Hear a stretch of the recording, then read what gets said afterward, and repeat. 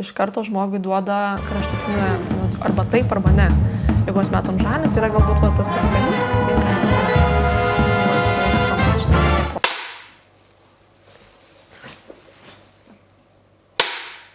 Viskas? Žiūrėjom? Pradedam. Tai kur man žiūrėti? Šita centrinė kamera bendras vaizdas, tai jau pradedam. Sveiki visi Spiritual podcast'o žiūrovai. Ačiū, kad žiūrit, ačiū, kad stebit. Labas, Ieva. Labas. Aš norėčiau pradėti mūsų šį podcast'ą, nuo to labai rašiausi šitam podcast'ui. Ir sakiau, noriu padaryti tokį pristatymą, kaip daro Mildažytė savo laidose. Nu, davai, vaik. Tai, Ieva, aš papasakosiu apie tave, o tu pasakysi, ar kažkas tai rezonuoja ir atitinka. Ieva Launagė, Nina Soul Pearl. Sąmoninga realybės kūrėja, meditacijos instruktorė, dvasinio ir sąmoningumo patirčių vedlė, retritų ir stovyklų organizatorė, šamanė, daugeliui padėjusi atrasti vidinę harmoniją, kelią į savirealizaciją, drąsiai, atvirai ir tikrai besidalinanti savo asmeniniu gyvenimu socialinėse medijose. Kartu įpindama prasmę ir žinias apie įvairias technikas, metodus, praktikas, teorijas ir ideologijos, kurios padeda žmonėms klausyti savo vidaus ir pasiekti aukščiausią savo potencialą. Buvusi pastebėta ir žiniasklaidos. Vienų labai mėgiama, kitų kritikuojama. Vieniems nuoširdi ir gera, kitiems verslininkė. Ieva Launagė yra vienareikšmiškai viena ryškiausių saviugdos, sąmoningumo arba, kaip aš mėgstu sakyti, spiritual personų Lietuvos padangėje. Buvusi žinoma menininko Rolando Žigonio žmona. Čia žinai, kai būna televizijai pasikviečia moterį kalbėti ir ją kalbina, bet kalba tik tais apie jos vyrus. Tai būtinai šitą reikėjo paminėti. O šiandien laimė ir meilė suradusi kito saviugdos ir sąmoningumo kaučerio Rėjaus glėbyje. Šiandien kalbėsime apie tai, kas rūpi, kas įdomu, apie iššūkius ir patirtis keliaujant šiuo sąmoningumo ir dvasingumo keliu. Atsakysime į auditorijos klausimus ir tikrai į kai kurios dalykus pažiūrėsime per humoro prizmę. Nes humoras tai gyvenimo prieskonis, kuris net sunkiausią dieną gali paversti lengvesnę. O mano asmeninė misija yra būdinti lietuvius kartkartėmis išjungti tą skepticizmą, cinizmą ir jautrumą, įsijungti šypseną, juoką ir smagumą. Nes tikiu, kad jei piko metu važiuodami prigrūstais autobusais namo vienas kitam šypteltume ir pajokautume, pasaulis nesugriūtų. O galbūt, tikrai galbūt taptų šiltesnė ir malonesnė vieta gyventi ir būti. Labas, Ieva. Labas vakaras, labas vakaras. Ačiū, kad priėmei mus pas save į namus. Tai ar atitiko kažkas tais iš mano pasakojimo apie tave? Labai surezonavo iš tikrųjų. Net nežinau, ar pati galėčiau geriau kažką parašyti, ar apibūdinti save. Turbūt iš šono žmogui netgi geriau matosi negu pačiam. Bet pažinai save, taip? Tikrai taip, tikrai taip. Valio. Tai galvoju pradėti nuo pirmojo klausimo. Iš tikrųjų pati galvoju pradėti nuo šito klausimo, bet buvo šitas klausimas ir iš auditorijos. Tai linkėjimai Liepžydžiai. Būtinai pasekit šitą Instagramą. Šauni mergina. Taip, šauni mergina, kuri irgi labai autentiškai dalinasi savo sąmoningumo keliu ir dabar, kiek žinau, statosi vaną, planuoja keliauti, gyventi ant ratų. Ko gero daugeliu iš mūsų panaši svajonė yra. Tai pasekit, linkėjimai. Ir klausimas yra toksai. Kaip tu jautiesi, Ieva? Šią akimirką jaučiuosi tikrai labai smagiai. Labai fainai, kad atvažiavo čia pas mane, kad esate tokios atvirom širdim, atvirais protais, nežinai, kažkokie spūkiai žurnalistai, kur ateina ir tik tai stengiasi kažkaip ten ištraukti, tai čia visai kitas jausmas kaip viens kitą suprantam, viens kitą jaučiam, tai ačiū, kad esate čia, jaučiuosi nuostabiai, nekantrauju atsakyti į klausimus. Valio. Čia dar tik pokalbio pradžioje, Ieva sako, ne tokie žurnalistai, kurie bando ištraukti kažkokią tais, štai, po 15 minučių. Ieva, tai kiek uždirbi? Štai, prasidės tokie nepatogus klausimai. O iš tikrųjų tai gyvenime labai daug visko veikia. Kursai, asmeninės sesijos, seminarai, stovyklos, retritai, meditacijos. Man toks klausimas kilo, ką tau labiausiai patinka daryti? Vat nuo ko tu labiausiai kaifuoji? Kas yra tas tavo veikla, kuri tave labiausiai veža? Labai priklauso nuo to, kokiame momente esu. Nes vieną kartą man labai įdomu ruošti paskaitą kažkokią apie kvantinės fizikos dėsnius arba sapnus. Kitą kartą man labai įdomu susitikti gyvai, pajaust žmonės gyvai, pravesti kakavos ceremoniją. Kitą kartą man fainai tiesiog pasidalinti kažkuom socialinėse medijose, kažkokiu tai funny dalykų arba gal ir rimtesnių kartais dalykų. Tai ką labiausiai patinka, tai bendrame tokiam kontekste įkvėpti. Mano tokia didžiausia vertybė yra įkvėpti. O kaip įkvėpti? Ar tai yra Instagramas, ar tai yra paskaitos, ar tai yra meditacijos, ar tai yra gyvas susitikimas, ar tai yra kelionė. Čia labai priklauso nuo to, kiek turiu tokio noro dalintis, būti. Šiaip tai dabar, kai paskaityti, galvoju, tiek aktyviai aš neveikiu. Anksčiau aš tiek aktyviai veikiau, bet dabar tokiam esu laikotarpį, kur pasilikus minimaliai, ne per daug. Pavyzdžiui, retrytų nelabai organizuoju iš tikrųjų. Labai daug energijos reikalaujantis dalykas ir noro. Čia, kurie pradeda būti vedliais, jiems labai įdomu, bet kai iš tikrųjų jau to darbo persisotini šiek tiek, tai gaunasi, kad tas retryto organizavimas toksai, gal geriau viena nuvažiuosiu kur nors pabūti, negu kažkam organizuosiu. Tai va, tai priklauso nuo to, kaip kas tuo metu yra mano įkvėpimo šaltinis.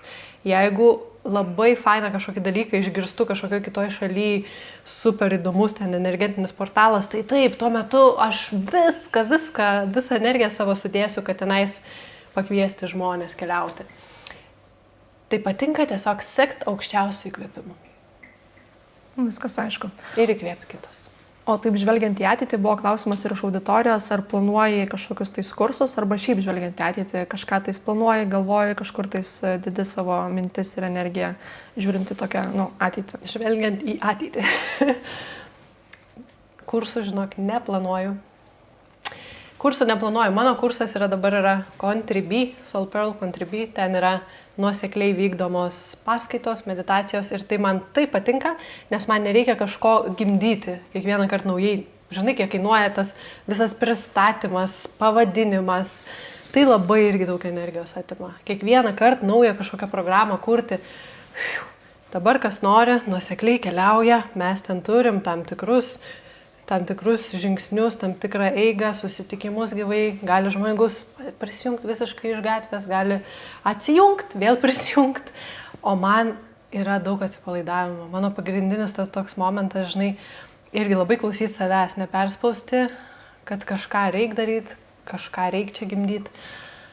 Tiesiog kaip malonu, veikti taip kaip malonu. Tai va, tai mano pagrindinis dabar koncentracija yra į Soul Pearl Contribui, kur aš manau, kad yra geras sprendimas ir žmonių atžvilgių, nes kursas, pavyzdžiui, ten mėnesiui kainuoja 100 eurų ir ne visi gali sau leisti tiek, būna, kad per kelis mėnesius tas kursas. O čia yra suma tokia tikrai priimtina, 3 kart mažesnė ir žmogus gali tiesiog dalyvauti, klausyti ir man smagu. Ir visiems smagu. Žodžiu, aš pasiliekus dabar šitą. Neatmetu, aišku, galimybės, kad kils kažkokia idėja. Man būna, tų idėjų labai kyla daug visokiausių, bet. Neskubu daryti, nes daug reikalauja visur ir organizavimo, ir marketingo, ir pardavimo, ir įvaizdžio, ir visko, tiesiog. Taip, aš irgi esu prisijungus prie tavo Contribui, iš tikrųjų galiu parekomenduoti ypatingai tiems žmonėms. Jau dabar, man atrodo, daugelis supranta meditacijos prasmę, svarbą, reikšmę, bet tikrai labai daugam yra vis dar sudėtinga, negali atsipalaiduoti ir būtent tos lydimos meditacijos, kada tau nieko nereikia, to atsiguli, įsikiši ausinukus, klausaisi ir tave atpalaiduoja, ten būna background'e muzika, tie visi megahercai, kur ten smegenų bangas veikia, tai tikrai rekomenduoju išbandyti, pabandyti ir labai fainai, kad pas jie yra pačių įvairiausių, ko tik tais nori, tėvams, santykiams, paleidimams, pasitikėjimui, nežinomybės. Aš net juokaudavau, nes kai prisijungiau ten viską, kad vos ne kiekvienai gyvenimo situacijai gali tokią pasidaryti meditaciją, žinai. Tai tikrai rekomenduoju, kas dar neišbandė prisijungti, o tikrai turiu draugų ir pažįstamų, kas jau yra prisijungę, tai mes tam susirašom, kad tu, einu pasidarysiu arbatos ir įsijungsiu Ievos šitą ritualą, šitą dabar buvo saulėgrąža. Nori kartu? Sakau, ne, aš jau pasidarau, tai darykis savarankiškai. Tai labai fainai keliaujam taip kartu. Tai ką, galvoju, einam iš karto prie rimtų dalykų, prie gilių dalykų. Yra vienas klausimas, kurį iš tikrųjų norėjau paklausti jau labai seniai tavęs, laukiu iš tos progos. Čia jau prasidėjo, man šitas klausimas pradėjo kilti, kai buvo visas Linos Lilos skandalas, visi ten tie dalykai, žinai. Ir man atrodo, daugelis papuola į gyvenimą tokią situaciją, kai mes papuolame kažkokias tais tokias, ar negatyvės energijas, arba labai populiaru yra sakyti, nesutinkam kažkokius manipuliuojančius žmonės. Ir man tada kyla toksai klausimas. Jeigu mes tikim tą teoriją, ar ne, kad viskas mūsų gyvenime vyksta ne be priežasties. Vyksta tam, kad mes augtume, kad mūsų siela evoliucionuotų, ar ne? Ir kartais mes sutinkam tos žmonės, ar ne, ir jisai mums kažkokią tais blogą situaciją duoda. Bet yra N žmonių, kuris jam davė gerą situaciją. Tai vat kaip žinoti, aš tokiu keliu viduj klausimą, ar ta situacija vyksta dėl to, kad tiesiog tas žmogus yra blogas, jisai skleidžia blogus dalykus, o galbūt aš gyvenime kažkada padariau kažką tais blogo ir čia man karma grįžta. Ir ta situacija grįžta man dėl to, kad aš kažkada tais padariau kažką tais blogo. Va kaip žinoti, kur yra ta riba, kur tai yra čia tiesiog, tiesiog šitas žmogus yra kažkoks tais negeras, neteisingas, skleidžiantis blogus dalykus, o kur čia mane moko, dėl to, kad mano siela augtų, nes sąmoningume, dvasingume yra moko mane, kad už viską turim dėkoti, kad viskas, kas ateina, mums tai yra kad mums būtų geriau. Ką tu apie tai galvoji, kaip tu tai vertini, kaip tau atrodo, kur yra ta riba?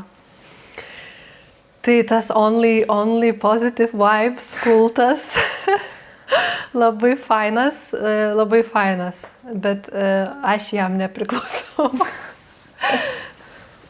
Aš esu pozitiv labai gyvenime, labai pozitiv. Bet žinai, man toksai yra riba, jeigu aš matau, kad kenčia žmonės silpnesni. Jeigu kenčia tie, kurie bijo to žmogaus, jeigu kenčia, tikrai kenčia stipriai. Aš apie tą žmogų, kuris ten kenčiantis, galbūt nieko neužsiminsiu.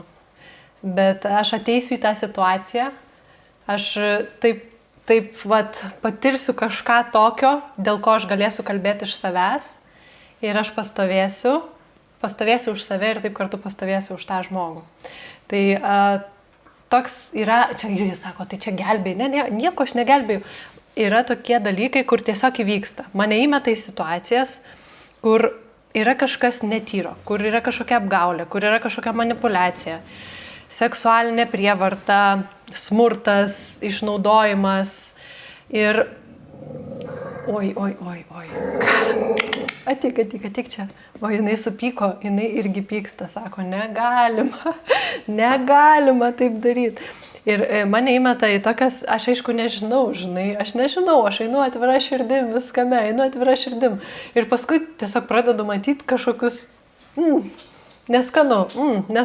Ne, ir dar tikrinu, būna kelis metus net tikrinu. Kol ateina tam tikras momentas, kada įvyksta tam tikras lūžio taškas, susidūrimas. Ir ką?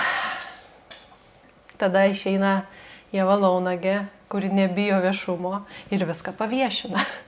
Ir tai buvo N kartų. Ir yra supakuoti giduoliai, kurie ten... prie merginų, čia ta prasme ne pirma istorija, kaip čia sako, su to šamanu, oi, čia Ieva pakliuvo, čia karma. Tai aš noriu paklausti apie tavo asmenės patys, kaip tu pati tai, kaip tu tai vertinai. Aš gal tiesiog klausiu, nes man yra buvo tokių patirčių.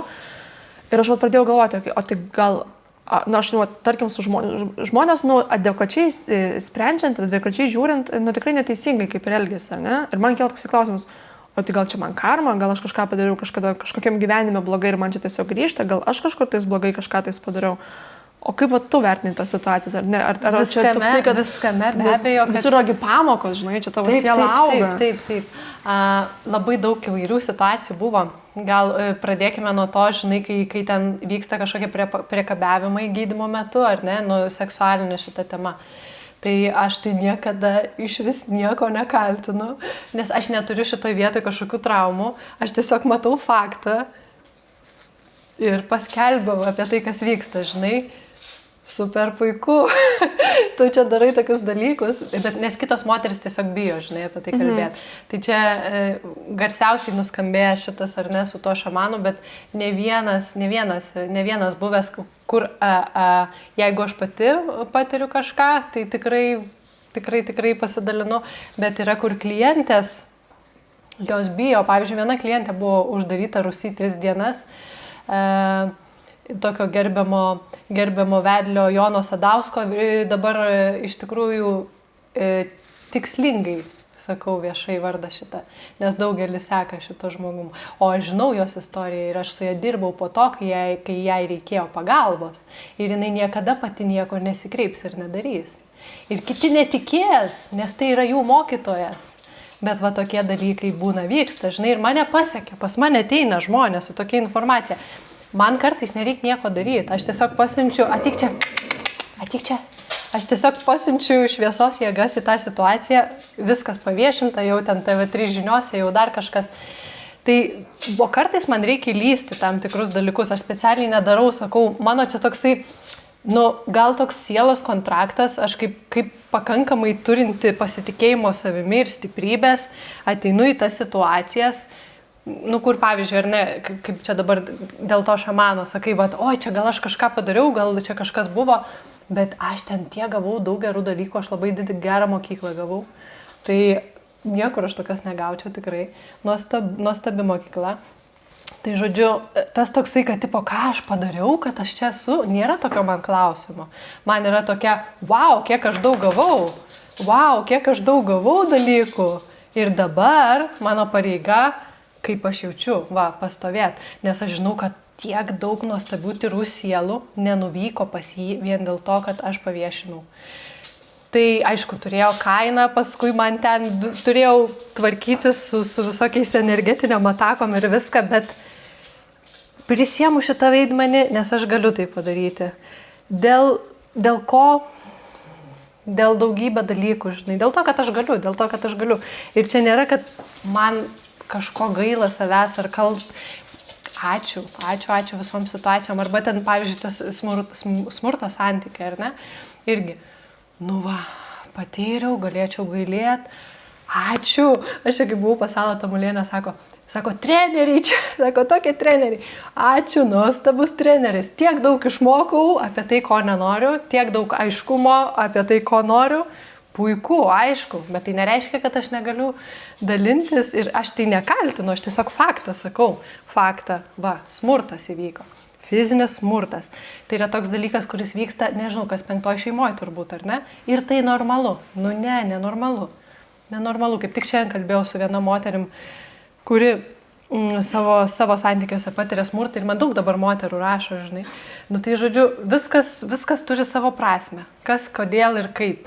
Ir kaltint kažko, be abejo, kad nėra dėl ko, nes viskas yra mums patirtis, viskas yra mums pamokos. Kitas dalykas, kaip mes toje situacijoje naviguojam. Ar mes galbūt, žinai, nutylim, galbūt kažkaip save sumažinam, o gal pasirenkam drąsiai apie tai komunikuoti, ne kažko kaltinant, tiesiog komunikuojant savo patirtį. Man taip įvyko. Aš tai patyriau. Nei geras, nei blogas tas žmogus. Kiti vertina, žinai, Bet, toks dalykas vyksta. Pagal tenais įstatymus, džiunglių, ajavaskos, negali būti sekso. Negali būti sekso per ceremonijas. Gerai ar blogai? Vieniem gerai, vienom merginom tikrai gerai. Tos, puiku. Žinai, toksai dalykas. Tai taip. Kai kurios sako, man padėjo, aš nenusižudžiau. Aš dabar esu gyva. Ir kaip tai vertinti? Sako, aš esu gyva. Čia toksai klausimas, man iš karto atsiranda, buvo ir auditorija šitas klausimas, kaip išsirinkti savo šamaną? Tavo patarimai ir rekomendacijos. Jo, čia yra tokia tema, kur irgi pagal karmą ateina. Jie tiesiog ateina, ne? Išsiunti visą tą mintį, paleidai ir jisai dindan. Žiūrint, ko siela nori. Ar jinai nori tiesiog gydymo, ar jinai nori patirties. Pavyzdžiui, aš norėjau patirties, nes aš norėjau pati valdyti šamanizmą. Tai man automatiškai reikėjo praeiti labai rimtus dalykus, labai rimtus išbandymus, labai tas patirtis, tam, kad aš galėčiau atskirti, kas yra kas, ar ne. Beje, dar noriu paminėti, kad toje patirtyje, kur galvoji, tu gal žmonės, oi kaip čia blogai, buvai kažkur papuolus, aš ten sutikau savo tikrai šamanizmo mokytoją, visai ne tą šamaną, tiesiog kitą žmogų, kuris mane išmokė daugiausiai apie šamanizmą. 2,5 metų turėjau galimybę aš iš jo mokintis. Ir, viskas, supranti, viskas turi savo planą. Tas smurtaujantis berniukas, galiausiai būtent dėl santykio su juo aš išėjau iš to šamano pinklių. Žodžiu, viskas apsijungia ir viskas turi savo kelią. Tai jeigu mes galim tai pamatyti iš aukštesnės perspektyvos, mes tada ir matom, kad viskas įvyko idealiai, taip kaip turėjo įvykti, tam, kad tiesiog, turėtume tai, ką turim. Jeigu leidžiame savo taip matyti, tada automatiškai ir turime visai kitokį rakursą to savo realybės ir gyvenimo patyrimo. Palaiko. Taip, palaikom. Tai dėl to šamano, kur reikės ten ir pakliūsi. Iš tikrųjų, čia labai irgi tokia tema, kur galėčiau įsiplėsti, nes yra dalykai, ką reiktų pastebėti, kaip reiktų atpažinti. Sakyčiau, labai paprastai rekomendacijas. Tikrai įsigilinti į rekomendacijas.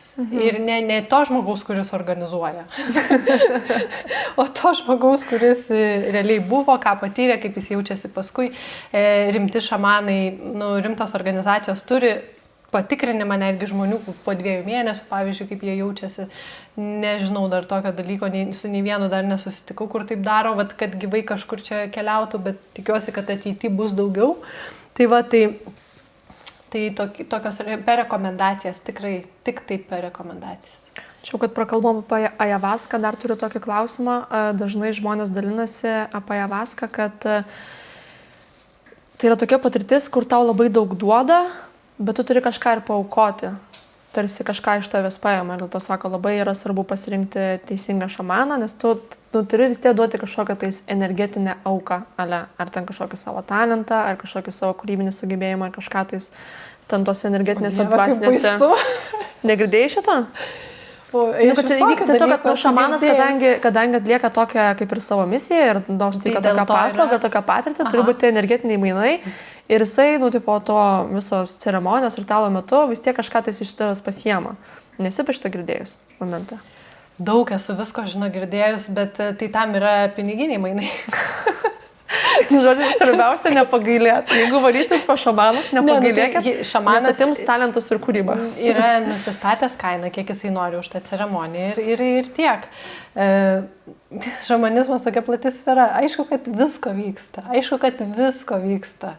Ir ta prasme gali būti baisių dalykų, tikrai gali visko būti. Bet pas gerus, jeigu kalbam apie normalius šamanus, kurie dirba normaliai, tai ne, tokių dalykų tikrai nėra. Jie tikrai nuoširdžiai dirba, nuoširdžiai padaro darbą, taip kaip supranti bet koks kitas daktaras. Jeigu ateina pas jį operacijai, tai padaro operaciją, susiūna ir paleidžia, žinai. Taip, mano draugė irgi dalyvavo Kolumbijoje ceremonijoje ir man patiko labai, kaip jinai apie tai papasako, nes mes Lietuvoje šiek tiek galbūt mistifikuojam tą visą šamanizmą ir mums čia atrodo kažkokia mistika, wow. O ten tai yra tiesiog giduolis, tai yra kaimo giduolis, toks pats kaip pas mus senoviai būdavo žolininkai giduoliai, pas kurį tu ateini su sveikatos kažkokiam problemam, jis ten tau sumaišo tų žolelių, tu išgeri ir tau pagerėja, tiesiog, kad įvyksta stiprus tripas tuo metu, toks bonusą gauni. Bet ten, sakė, ir vaikai tą ajavaską vartoja, ir visos šeimos, ir vos ne kartu susirenka visa giminė ir kartu jie tiesiog, tai yra tiesiog giduolis ir visiškai paprastai. Tai visiškai natūralus dalykas, pas juos nėra tokių, žinai, cheminių vaistų, jeigu jiems ten skauda skrandį, tai jie eina ajavaską, jeigu jiems ten skauda galvą, jie eina ajavaską. Ta prasme, tai yra visiškai natūralu, nėščios moteris, vaikai nuo mažiausio amžiaus.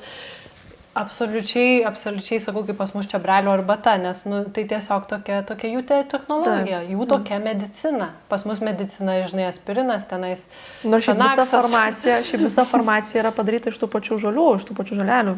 Visa farmacija, vaistai, kurie yra gydomi, ką mes turim vakarietiškai medicinoje, jie yra iš tikrųjų paremti, pastatyti viskas ant žolelių irgi.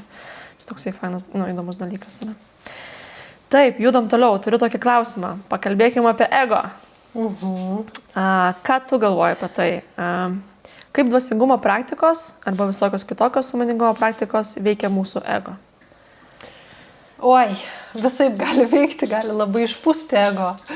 Labai... O kaip manai, nuo ko priklauso šitas visas dalykas? Aš daug kalbėjau apie tai savo terapijoje, nes mano psichologė, jinai yra ir jogos mokytoja, jinai yra praėjus tą visą sąmoningumo dvasingumo kelią ir mes tikrai labai plačiai kalbėjom šitą temą ir iš jos toksai, kaip ir pasakymas buvo, kad tu labai sudieviškėjai, nes tu labai daug, darai jogos, medituoji, pas tavai viskas išsivalo, jau šviesa yra ir tau, toksai pradedi jausti, toks labai jau dieviškas tiesiog visiškai, Ir kartais tave, realybė, sistema, tikras žmogiškas gyvenimas, tada nuleidžia ant žemės, supranti, kad tu ne dievas esi. Kaip tu tai patiri? Kokia yra tavo patirtis? Ką tu apie tai galvoji? Tai tas ego, yra egas ir yra dvasinis ego ir yra tas perteklinis potencialas, kaip aš per savo paskaitas dėstau, kai mes kartais, perpučiam ir tada mes gaunam pliauksą nuo realybės, nes maždaug biški per daug pasikėliai. Bet man čia ir geriausias vaistas yra gal medicina gamtos, ayahuasca, nes tenais taip tave panardina gerai, jeigu tik tai kažkur ten savo ego maudaisi, tai greitai nuleidžia ant žemės. Tai aš dėl to praktikuoju, nes puikybė, tikrai supranti, kad toks dalykas, kur kartais neparamatysi pats, nepražiūrėsi pats. Nes jeigu jis toks labai subtilus, jis labai subtiliai veikia. Ar tau yra buvę tokių gyvenime patirčių, kad, netyčia tas ego toksai, jisai užaugo, tada tau realybė trenkia tą antausį. Tai ačiū, nes man trenkė realiai iš tikrųjų. Buvo mano tuo metu mokytos Rytis Lukoščevičius ir aš supranti, ten po tokių praktikų ilgų, aš jau tikrai pagalvojau, kad aš nušvitau ir aš, ta prasme, neatsimenu, ką aš ten šnekėjau. Bet ta prasme, visiškai čia po stovyklą savaitės laiko, viskas nauja ir atrodo, viskas nušvitau. Ateinu pas brolį, brolis mano budizmų mokosi, brolis mano, kažką šneko, aš jam sakau, tu visą gyvenimą norėjai pamatyti Budą, dabar jį prieš tave. Čia jau geras levelis buvo pasiektas. Aš dabar nusiraminau, man dar taip blogai nėra buvę. Tai čia buvo pačioj kelio pradžioj ir tada labai šeima susinerimo ir ten, kad aš į kažkokią sektą pakliuvau ir taip toliau. Bet ačiū Dievui, man taip neleistų paklysti mano dvasiniai vedliai, nes labai greitai Rytis Lukoševičius, kai aš pas jį atėjau, tai visa tokia mantra, jis man tiesiog trenkė per veidą. Ir aš tada... Ir tokia kaip pavelė. Jo, visiškai grįžau į tokį nuolankumą, paprastumą, nieko nežinau, nieko nesuprantu. Tai žodžiu, mikrofonas. Tai yra tas vienas aspektas išdidinimas, toks išpūtimas savęs, bet yra kitas labai, aš sakyčiau, kad netgi galbūt žalingesnis aspektas, tai yra savęs sumažinimas ir sumenkinimas. Ir man, pavyzdžiui, tai aš šitą tokį praėjau, tą išpūtimą, ir man tada prasidėjo toks, kad aš nežinau ir toksai sumenkinimas, kara, atik čia. Ir toksai sumažinimas, sumenkinimas, nepasitikėjimas savim. Ir aš manau, kad daugeliu šitas įvyksta. Man atrodo, kad lietuviai labiau yra tokia tauta, kur linkusi sumenkinti save, kur linkus sumažinti, negu kad išpūst. Šitas pats ego čia. Lygiai tas pats ego, taip, lygiai tas pats. Ir tada su šitu, keliauti, prisimint, kad viskas gerai su tavim, viskas gerai, nes daugiau mes save linkę plakti, negu kad girti. Tai šitas toks sunkesnis, opesnis klausimas, kur prisimint, kad aš esu šviesa ir meilė, ne kažkas mažiau, kad viskas yra gerai, kad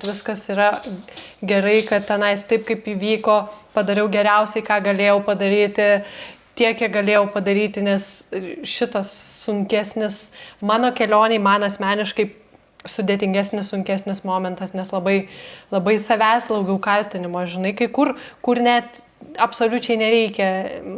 Žinai, kai sąmoningas esi, jau savo statai tokius didelius labai lūkesčius, kad, nu, va, turi taip, negali supykti, nu, negali kažkaip ten sureaguoti neigiamai. Visada meilė ir taika, žinai, visada meilė ir taika, kad ir kaip ten elgesi su tavim, meilė ir taika, nu ir biški supyksti ir tada toks savęs plakimas. Tai aš gal iš šito labiau, žinai, turėjau sunkių momentų, kur tikrai reikėjo leisti galbūt savo paimti ir va taip, va, nu, papykti, žinai, bet ne, toksai buvo, ne. Ašgi geriau moku meilę transliuoti, neatsakysiu tuo pačiu, žinai, nu, va, toksai jau.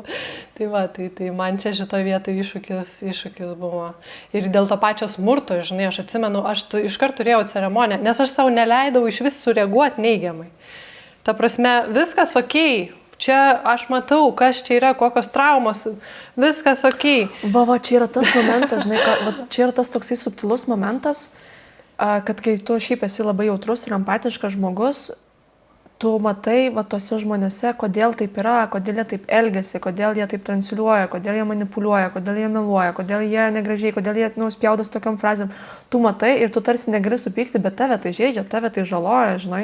Nu, kaip apsisaugoti. Tai va, aš tada, tipo, viskas yra gerai, ta prasme, aš savo kanale nieko blogo. Ir tada aš atsimenu, kaip tik turėjau ceremoniją, man visada, jeigu tik reikia pagalbos, maksimaliai aš tą pagalbą turiu. Ir man sako, Ieva, taigi it's okay, tipo, jaustis, kad, nu, biški bent pagailėt, žinai, savęs, kad, nu, tau buvo nefainai, tipo, tada kai pradėjau verkti, žinai, jo, tikrai, žinai, nefainai buvo. Jo, bet toksai, nu, va, dėl to, žinai, galbūt man toksai, kai man, tai gerai, bet jeigu aš matau, jeigu kitam kažką daro, tai tada biškai toks įsijungia, kad aš jau galiu kalbėti, aš jau galiu pasakyti, nes va kitą žmogus skriaudžia, žinai. Nu tai va toks... Kitą apginti lengviau negu save apginti. Jo. O koks tavo santykis yra su Dievu? Labai geras. Gerai sutarėt, nesipykstat. Pasišnekat ryte, vakare per pietus prieš miegą. Taip, pasišnekam visada. Ir netgi, kai jau būnu nugribavus gerai, ačiū Dievui, pašneka su manim. Paskutinį kartą turėjau tokį aspektą.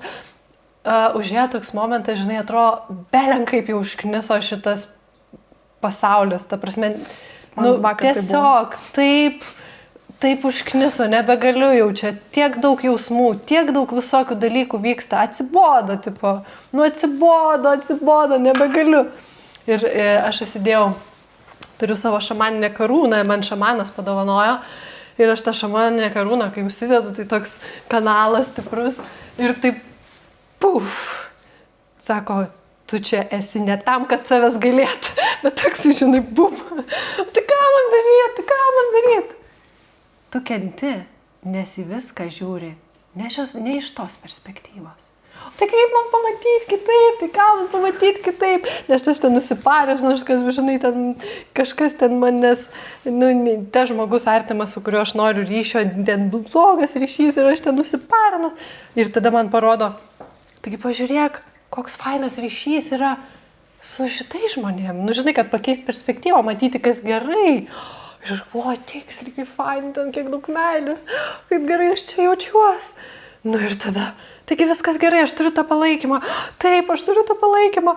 Nu gerai, kad čia nėra to palaikymo, nu ir nėra to, bet va čia už tai kiek turiu palaikymo, žinai. Nu tai va, tai... Man atrodo, dabar visi klausosi ir googlina šamaninę karūną. Na, bet toks geras įrankis namuose, žinai, kai gyvenimas ima ištvermės. Jo negausi, žinokit, reikia pabūti pas brukerius. Galim susirasti. Pas raganius pabūti pas visokius ten išnaudotojus ir atsibusti ir tada gausit karūną. O taip sakėjau apie tą palaikymą. Pataiso mikrofoną tau. Oi. Kai apie tą palaikymą. Galima, žinok, įrašys gal ir tai, jeigu taip, jeigu būna atsivertę, tai gal būna atsivertę. Aš čia labai judu kaip delfinas. Apie tą palaikymą. Taip atsakai, ne, bet reikia palaikymo, tai čia kažkoks tais nuotkokrentus jausmas yra tavo gyvenime, kažkas tais kame tai, ką tu darai. Nėra. Aš dėl ko klausiu, aš žinau, aš pati vedu socialinės medijas ir kartais tikrai su tuo energetiniu darbu gauni ten visokių komentarų ar ne, kažkokių atsiliepimų. Ir nežinau, kaip tu reaguoji, bet norėsiu tavęs paklausti, aš tai reaguoju be galo jautriai, žinai, kur tu susidedi visą širdį, visą sielą, taip stengiasi, žinai, kad būtų gerai, kad būtų įdomu, kad būtų, žinai, smagu, kad ten visus išpildyti, žinai, ten įmanomus patirties kelionės taškelius. Ir po to kažkas tai, žinai, nepavyksta ir viskas taip. Tai kaip tu reaguoji į tos visokios komentarus, pasisakymus, nepalaikymą, visus šitus dalykus? Šitas tai ten socialiniai medijai tai jau visiškai, čia tik taip kelio pradžioje, žinai, iš pradžių buvo tas tai jau prauktas dalykas, tai visai gerai reaguoju, tiksliau niekaip nereaguoju. Man labai padėjo Taylor Swift, mano geriausia draugė su daina Shake It Off, kurią aš tiesiog pasileidžiu ir šoku. Tai šitas labai padeda.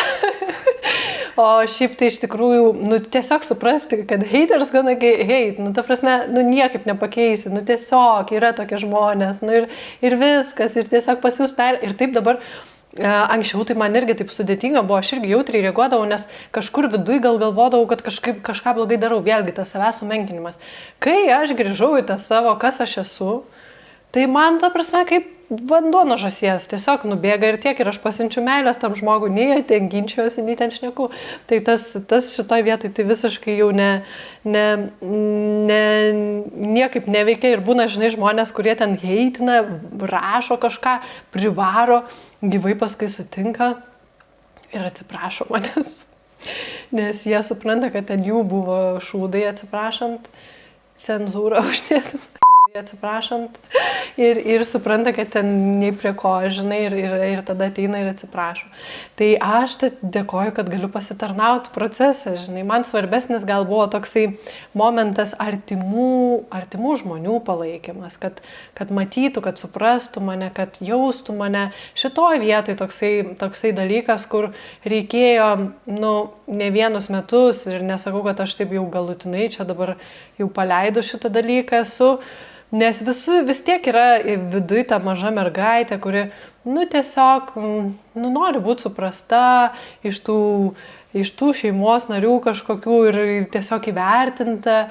Tai tas toksai dalykas, kur gal nežinau, ar čia išaugiama su metais ar neišaugama, bet mačiau dabar kaip tik Rytis Lukoševičius kursą veda šitą temą, tai galvoju, čia gerai Rytis, bet aš jau ėjau pas jį 100 kartų, jau viską žinau. Bet žodžiu, tas toksai pastebėjimas ir leidimas savo pamatyti tą tokį trūkumą, kad man norisi to palaikymo, jau yra pirmas žingsnis, žinai. O antras žingsnis yra tiesiog duoti savo tą palaikymą, tiesiog duoti savo ir eiti. Aš, žinai, tiek... Kaip tu su savim, tai pasaulis su tavim. Tai tiek ėjau ir dariau ir absoliučiai neturėjau jokio palaikymo artimoje aplinkoje. Tai žinau, kad čia nėra esminis dalykas, tiesiog jo kartais norisi, bet nebūtinai stabdyti save, jeigu to nėra. Tai va. Dar tokį klausimą turiu, ar niekada per savo šitą kelionę, čia paklausiu, koks tavo santykis su Dievu, nebuvo taip, kad prarastum tą ryšį su Dievu, arba prarastum tą pasitikėjimą Dievu, visata, savo keliu, ar nebuvo aplankiusios abejonės kažkokios tais? Kartais gal kažkokiu tai būna momentų, aš manau visiems būna momentų, kai pradedam kažkaip nebetikėti savimi. Nes vėlgi tas nepasitikėjimas Dievo, visata, pasauliu, tai ir nepasitikėjimas savim, čia viskas vienodai. Bet aš jau per daug patyrus esu stebuklų. Aišku, kartais tikrai būna prisimiršta, bet tada atsimenu. Wow, taigi šitas įvyko, ir labai gerai prisiminti tos tokius stebuklingus momentus ir juos taip užfiksuoti ir tada suvoki, kad niekada nesi vienas, visada esi vedamas, visada esi mylimas, visada esi prižiūrimas ir bet kokiu atveju, kad ir kaip ten stengsies pabėgti nuo savo kelio, vis tiek tave grąžinsi tą tavo kelią. Ta prasme, tiesiog yra kaip yra, žinai, kartais kažkur nusukam patirinėti kitus dalykus, bet niekada neprilips. Man čia patinka, kaip sako Bašaras, čia yra iš kitos civilizacijos sąmonę. Sako, sunkiausias dalykas būti tuo, kas nesi. Lengviausias dalykas yra tiesiog būti tuo, kas esi. Ir apsimetinėti kažkuo kitu, žinai, gali kažkurį laiką. Bet vis tiek tai sunku. Reikalauja labai daug energijos, labai daug jėgų. Ir galiausiai vis tiek grįši į savo vėžes. Ką tu galvoji apie visą tą, dabar pakankamai yra plačiai kalbama apie visą tą, nežinau kaip čia pavadinti, teorija, kad viskas, kas yra susijęs su New Age, ta visa spirituality, ar ne, kad kas praktikuoja jogą, ten medituoja, ten pradeda išpažinti kitus ten dievus ir visa kita, kad visame tame slepiasi velnias ir kad visoji šitoj New Age spirituality yra tiesiog toksai velnio išmislas, nes tie žmonės, kurie pakliūna į tą visą sąmoningumą ir dvasingumą, New Age, kuris čia dabar yra labai ant bangos ir populiarus, jie ten vis tada pradeda spręstis, neišsisprendžia, ten jie vis sukasi, ten procesina, neišsiprocesina, ten jie vis į kažkokius tais papuola, žinai, situacijas, čia pamokos iš naujo, vis ten kažkokia manipulacijos, visa kita. Ką tu apie tai galvoji? Nes turėjau tikrai ir savo rate žmonių, kas buvo labai stipriai jau praktikavo ir jogas, ir meditacijas, ir visą šitą dalyką, ir po to jiems kažkoks toks boom įvyko. Ir labai dažnai tie žmonės labai nueina stipriai į krikščionybę, tada ir pradeda labai pasišvęsti Jėzui Kristui kaip Dievui ir sakyti, kad čia yra velnias, čia yra Dievas ir vienintelis Dievas yra Jėzus Kristus ir visi, kas išpažįsta jogą ir visas šitas tokias alternatyves praktikas, jau čia yra velnias čia slepiasi. Tai kaip čia galvoju dabar pasakyti? Yra tiesos. Čia man, aš dėl to ir klausiu, viskas surišta, nes man toksai buvo, žinai, man buvo šitie metai buvo, aš antiek 2020 metais išsiskyriau, žinai, likau viena, aš visiškai išsivaliau savo aplinką, išsiaiškinau, kas aš esu, ko aš noriu, ką aš darau, atradau tą savo misiją, žinai, pradėjau viską daryti, viskas pradėjo sektis, kilti, važiuoti, jau mane taip čenelina, veda ant sparnų, visą kitą, žinai, išvažiuoju į tą Aziją, ten, žinai, budos, pamedituoju, ten to šventyklos, visą kitą, eina. Ir po to toksai, žinai, pradėjo baisiai nesisekti, ten apvokt, prasiskėliau galvą, brolis susilaužė koją, žinai, ten viskas, kas galėjo dėtis blogai, tiesiog dėjosi blogai. Ir aš tada pradėjau jau galvoti, gal tikrai čia mane vedė ne dieviškumas, tas balsas mano viduje buvo ne Dievo balsas, kad daryk, eik, kurk, o čia gal buvo velnio balsas, žinai, aš jau ten jau viską, žinai, kaip labai nesiseka, tai jau pradėjau galvoti pačius įvairiausius scenarius, tada kažkas parašo, draugė, tu pažiūrėk šitą video, aš ten žiūriu, jo, tu čia išvažiuoji, pamedituoji, tau čia atsiranda iš karto vilniukas ant dešinę peties, tai jisai tau sako specialiai tave veda į tas situacijas, kur tu kentėsi, kur tau nepasiseks, kur tau bus blogai, žinai, kad tu kentėtum. Tai va, galvoju, paklausti tavęs, ką tu galvoji apie tai, kaip tu tai vertini. Oi, tai pasiruoškite dabar paklausyti. Krikščionybė yra labai galingas agregoras, labai saugus agregoras. Aš kryžiuką užsidėjau, jau ką, visi saugus. Tai kas yra šitam agregore, jie apsaugoti, nes labai stipri energija. Tie, kas pradeda keliauti sąmoningumo keliu ir only good vibes, only positive vibes, jie nesupranta, kad yra visko. Yra visko. Pamiršau kažką šitą paminėti momentėlį. Ir dėl ko aš nuėjau studijuoti šamanizmą, nes ten labai daug informacijos apie visą tai. Beje, ir Tibeto moksluose yra labai daug informacijos apie tai, nes yra visko. Kaip ir mūsų šitam gyvenime yra visko, taip ir energetinėse struktūrose yra visko. Man patinka žinoti, man patinka išmanyti ir tada žinoti, kaip naviguoti. Labai patogu būti po saugia energija, kur nieko tau nereikia žinoti. 10 Dievo įsakymų, viskas, gyveni, viso. Tai kai kam labai patinka, super, jeigu tik atranda žmogus laimę ir ramybę, ačiū Dievui. Kita vertus, tie tokie tikrieji tyrinėtojai, kurie turi didelį potencialą būti vedliais, jie nori patirti, išgyventi, išmokti naviguoti, pasistatyti save, išmokti atsirinkti, išmokti apsisaugoti, išmokti tiesiog būti savo vedliais. Tai jiems nelabai tinka krikščionybių ar bet kokios religijos agregorai, jie yra nepriklausomi. Tai kas čia vadinate New Age, žinai, New Age, ar ne? Nu, tai man automatiškai labiau patinka laisvė ir žinios, žinojimas, navigacija, viskas. Tai aš dėl to visai kitaip, žinai, žiūriu į šitą. Ir yra visokių nemalonių patyrimų, jeigu mes nesuprantame, kas vyksta energetiniam lygmenį. Ir kartais labai lengva, nesuprantant, kas vyksta, tiesiog griebtis ten, kur yra aišku. Bet jeigu nueini pas tą, kas supranta ir jis tau paaiškina, sako, ei, Kamilė, o tu čia žinai, kad čia va šitas. Davai, panavinuojam taip, pasižiūrim, galbūt reikia atsijungti energetiškai, galbūt reikia tą padaryti ir tada viskas aišku pasidaro, lengviau, paprasčiau. Tai vat, sakyčiau, kad taip, žinai, gėrio ir blogo matymas, juoda, balta, yra, kaip tu ir minėjai, kraštutinumas, labai didelis kraštutinumas, bet jeigu kažkam dėl to labai ramu ir gera, ir jis ramiai jaučiasi dabar, puiku. Ar aš jaučiuosi, žinai, kaip aš kažkokio velnio pasiekė, tikrai ne. Ir suprantu, kad galbūt kai kas taip mato, nes tikrai ir komentuoja, ir žinome, kad yra tokių fanatikų, kur tik tai Jėzus Kristus. Aš, žinai, atnešiu vat kartu savo statulėlės, padėsime.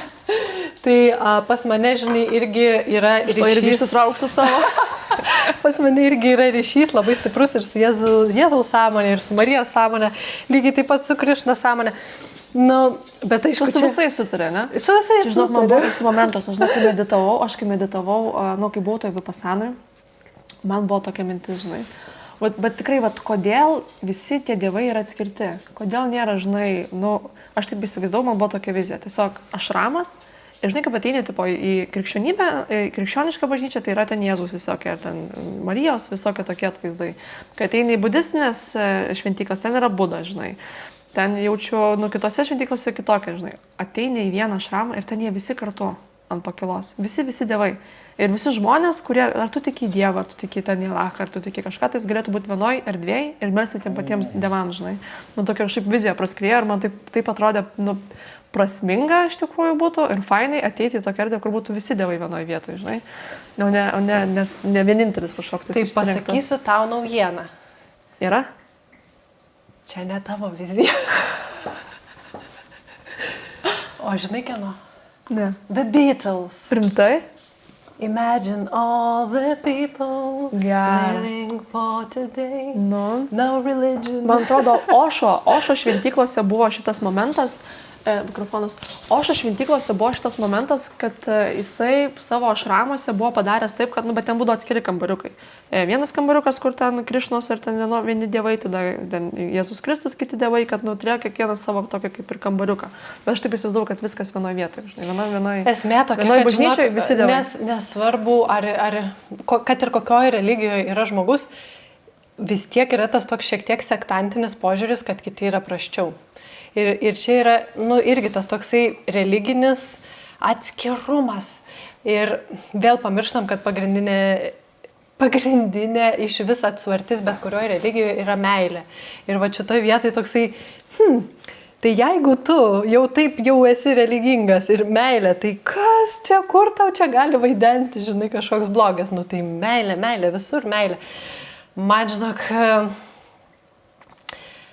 atrodo taip, kad tikrai, jeigu mes norim evoliucionuoti kaip žmonija, mes turim sudėti visus dievus prie vieno stalo. Iš tos mamalkos. Čia buvo ženklas. Ugnies deivė Gabija, tarė žodį. Arba čia nežinai, Beto. Beto, jinai irgi nori būti tarp visų, pamiršom paminėti, žemyną, taip, Gaja ir taip toliau. Jeigu mes norime evoliucionuoti kaip žmonė, mes turim atsibūsti iš tos atskirumo iliuzijos. Ir tiek, visur tas pats šaltinis, kiekviename. Kaip sako, ne, taigi vienas dievas, tik tai Kristus, tik vienas dievas. Tai būtent tik vienas dievas, tai būtent tik vienas šaltinis. Tai koks skirtumas, koks jo vardas? Koks skirtumas, kokia jo forma? Absoliučiai jokio skirtumo. Man irgi būna šiek tiek keistas žmonėse tas toksai, kraštutinumas, žinai, vat, kad tik tais taip ir ne kitaip. O kodėl negali būti, bet jeigu jie ten yra gimę Azijoje ir jie ten auga, jų tokia kultūra, jiems yra būna tas Dievas. Mes čia Europoje gimėm žaugom, mums Jėzus Kristus, ir viskas okei, jie gali būna, mes galime Jėzus Kristų. Kokia problema? Ne vienas Dievas nesako, eik žudyk, eik smauk, eik daryk kažką blogo. Ne, visi dievai sako, būk geras, moralus, elkis gražiai, taip kaip nori, kad su tavim, kad ir su kitais. Visur yra tokios pačios tos dogmos. Tokios, kartu dar kiekvienoje religijoje yra visko ir yra tų pačių nešvarių, negražių dalykų, visur yra ir juoda, ir balta. Ir nėra taip kraštutinai tik tai, kai žinai, taip fanatiškai sudieviname vieną objektą, irgi kuriasi tas perteklinis potencialas ir dažniausiai nusivilia žmogus. Tie, kur labai fanatiškai keliauja į praktikas, žinai, ir jie pamato, o ne, čia negerai kažkaip, nusivilia, tada eina kitur, oi, čia negerai. Dėl to, kad tas nesugebėjimas priimti visumo, žinai, ir suvokti, kad visaip yra. Ieva, kaip tu atsipalaiduoji?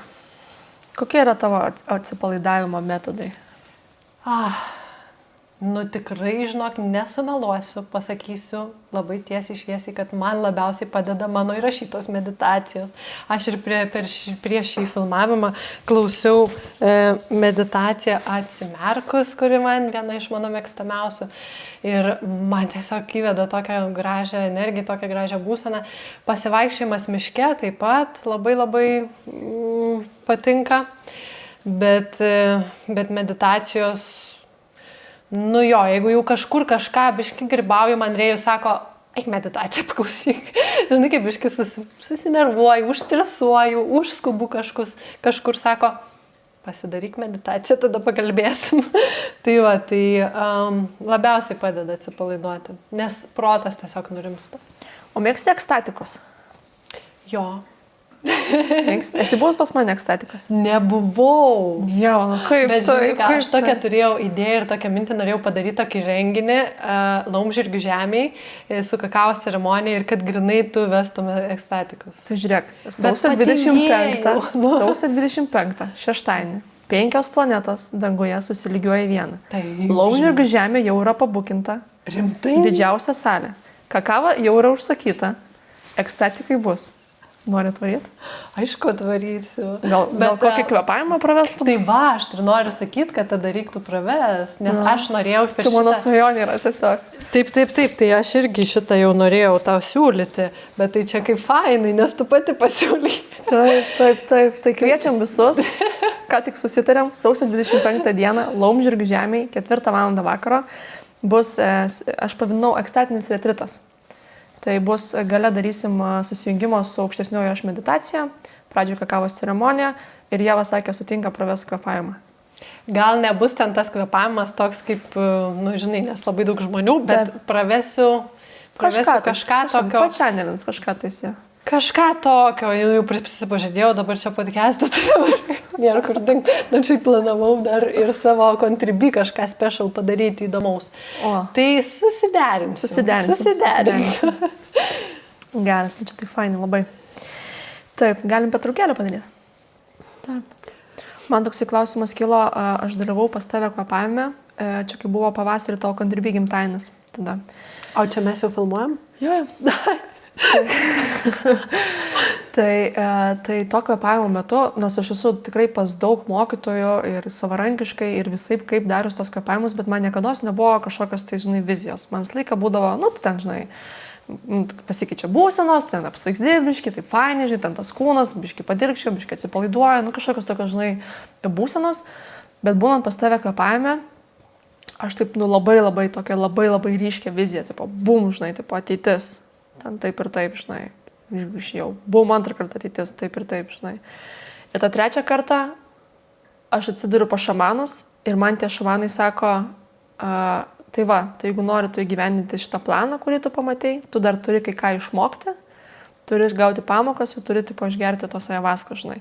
Ir tuo metu, kai man čia viskas vyksta, aš pirmą kartą gyvenime nuo kvėpavimo matau kažkokias, realias tokias vizijas, žinai, tu prieini ir uždedi man rankas, žinai, ant krūtinės ir ant pilvo, žinai, tiesiog buvo tokia, Ir aš po to irgi galvoju, nes aš labai mėgstu, žinai, analizuoti, kiek tai yra tikra, kiek mes prisigalvojam, kiek mes prisikuriam, nes mūsų vaizduotės yra labai lakios, iš tikrųjų, protas yra labai pajėgus prisikurti dalykų.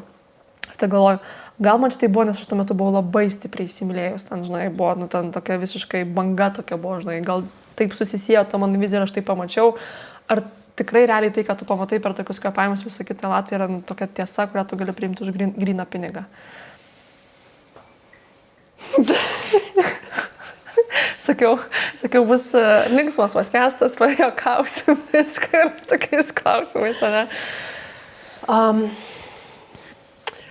Čia dabar, žinai, skaitau tokią knygą apie sapnus. Robertas Moss. Ir jisai sako, žmogus susapnuoja ten kažkokį pranašišką sapną, atsikelia, ai, čia tik sapnas. Nu tai aš čia gal tau taip panašiai atsakysiu, žinai, nes mes pamatome kažkokius esminius momentus, vedimus, vizijas ir paskui nurašom. Bet, nu, kas tau gali pasakyti, ar čia tikra ar ne? Tik tavo širdis. Nes jinai jaučia, ar ją vibruoja, ar ją traukia. Ir jeigu tu, žinai, nori dar patvirtinimo, tai aš tau jau seniai sakiau, kad tave jau seniai kviečia ir tau reikia tiesiog atsiverti ir eiti tą patyrimą ir tu tikrai ten gausi kažką tokio esminio.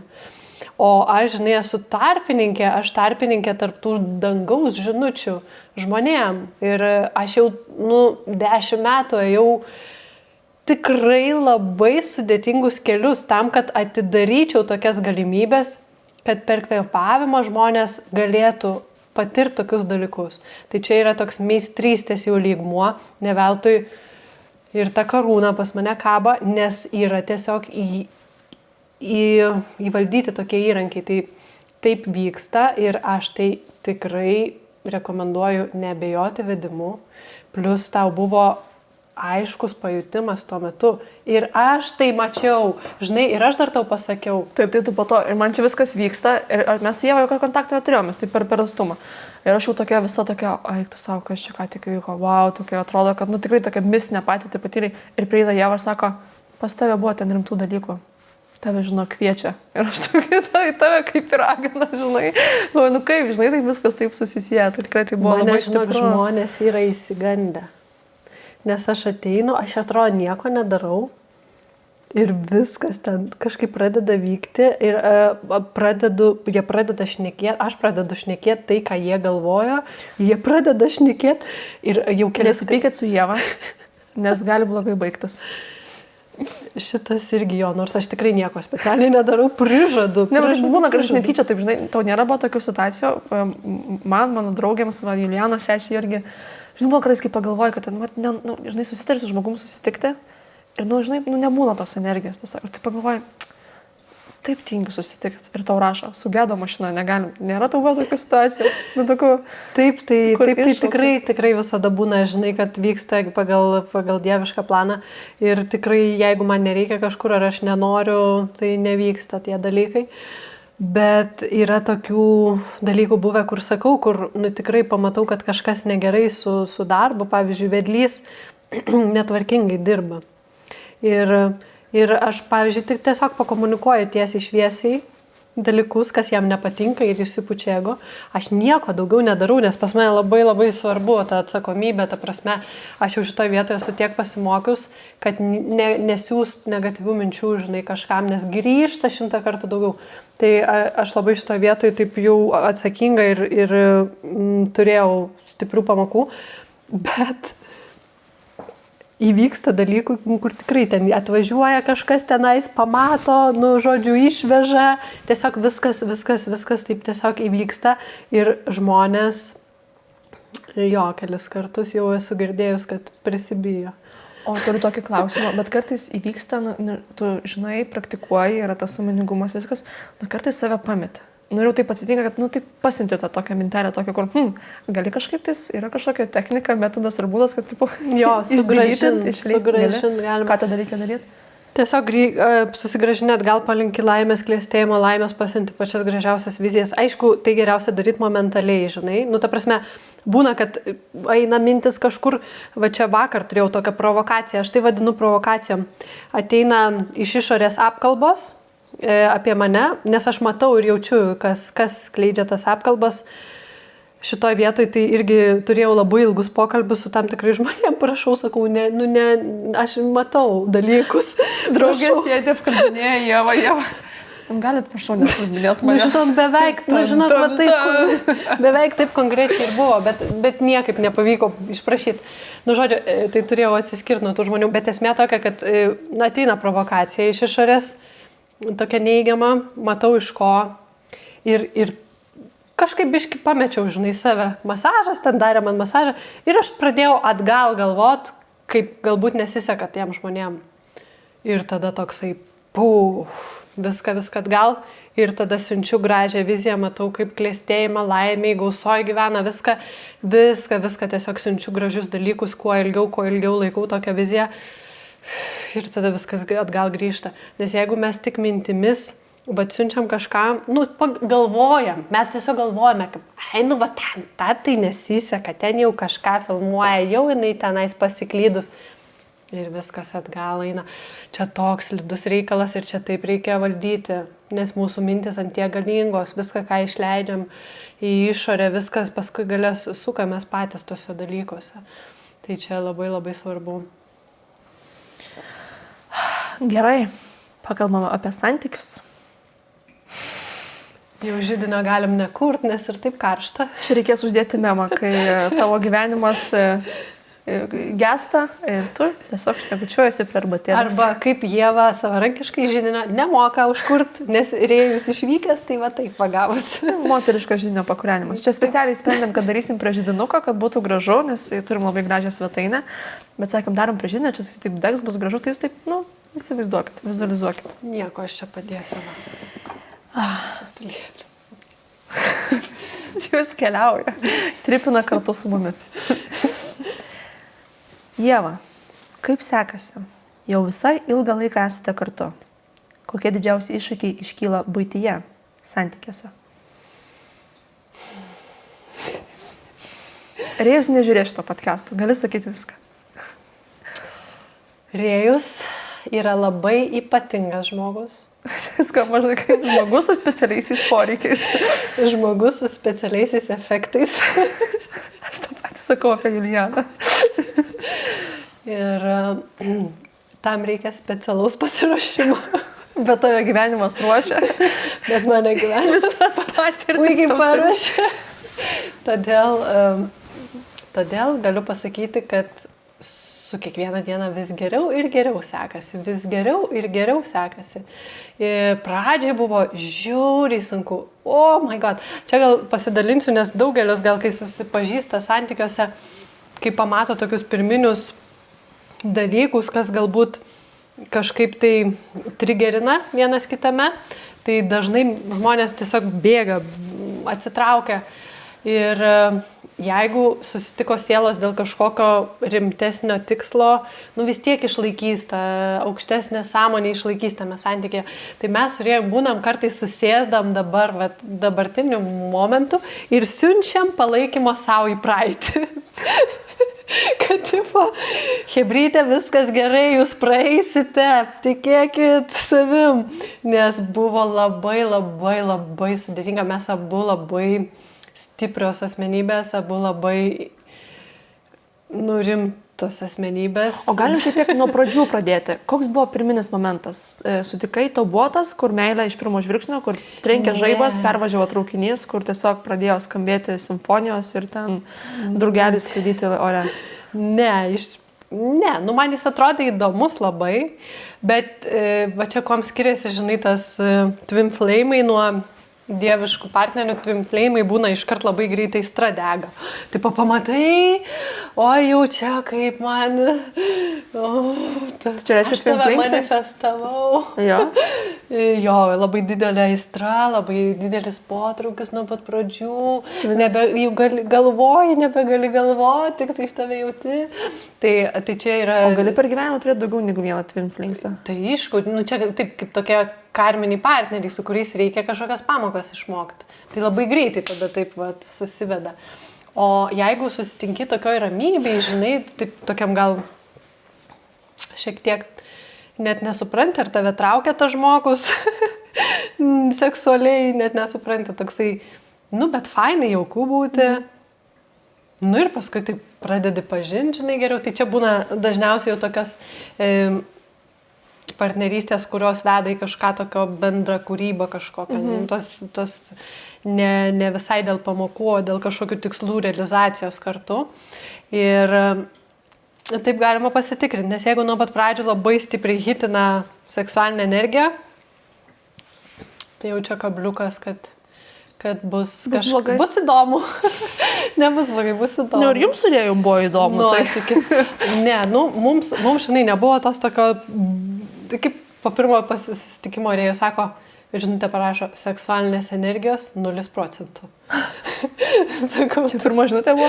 ne, po susitikimo, sako, kaip tu jauties, ar pastebėjai, kad, žinai, seksualinės energijos 0. Sakau, jo, pastebėjau. Nu, tai sako, žiūrėjau, sako, nu gerai, pasižiūrėsim, aš neatsimenu, kas ten. Bet paskui mes labai greitai pradėjom jausti potencialą mūsų dviejų. Ir tas potencialas mus tiesiog įsprogdino, nes, žinai, kai abu matantis, įsprogdino, tai ten pirmus 2 mėnesius ant to potencialo matymo važiavom, o paskui prasidėjo irgi labai greitai pradėjo matytis, kur yra kažkas neharmoningo, neišgyta ir ten reikėjo eiti su kantrybė. Gerai, Ieva, tai dabar iššoktų džinas ir sakytų, Ieva, aš paimsiu ir va taip pakeisiu viską, ką nori tavo partnerėje. Ką pakeistų?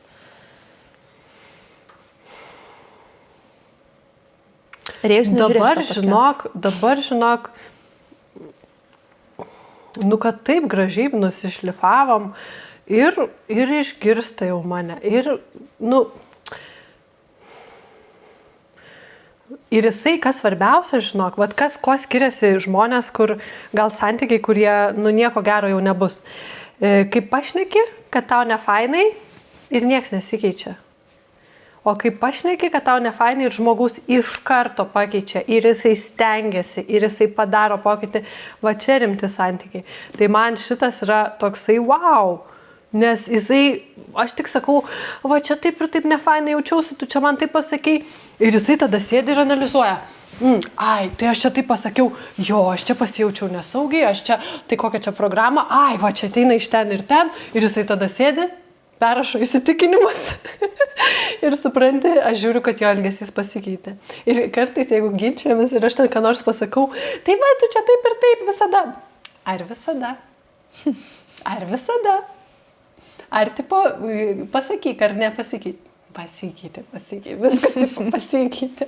Nes čia didžiulis skirtumas, kai prieš tai buvau santykiuose, labai galiu palyginti, žinai, kai žmogus tipo sako, kad nori keistis, nustengiasi, atsiprašau, žinai, būna, padaro nesąmonę ir atsiprašau, daugiau taip nedarysiu ir ten už poros dienų vėl tas pats.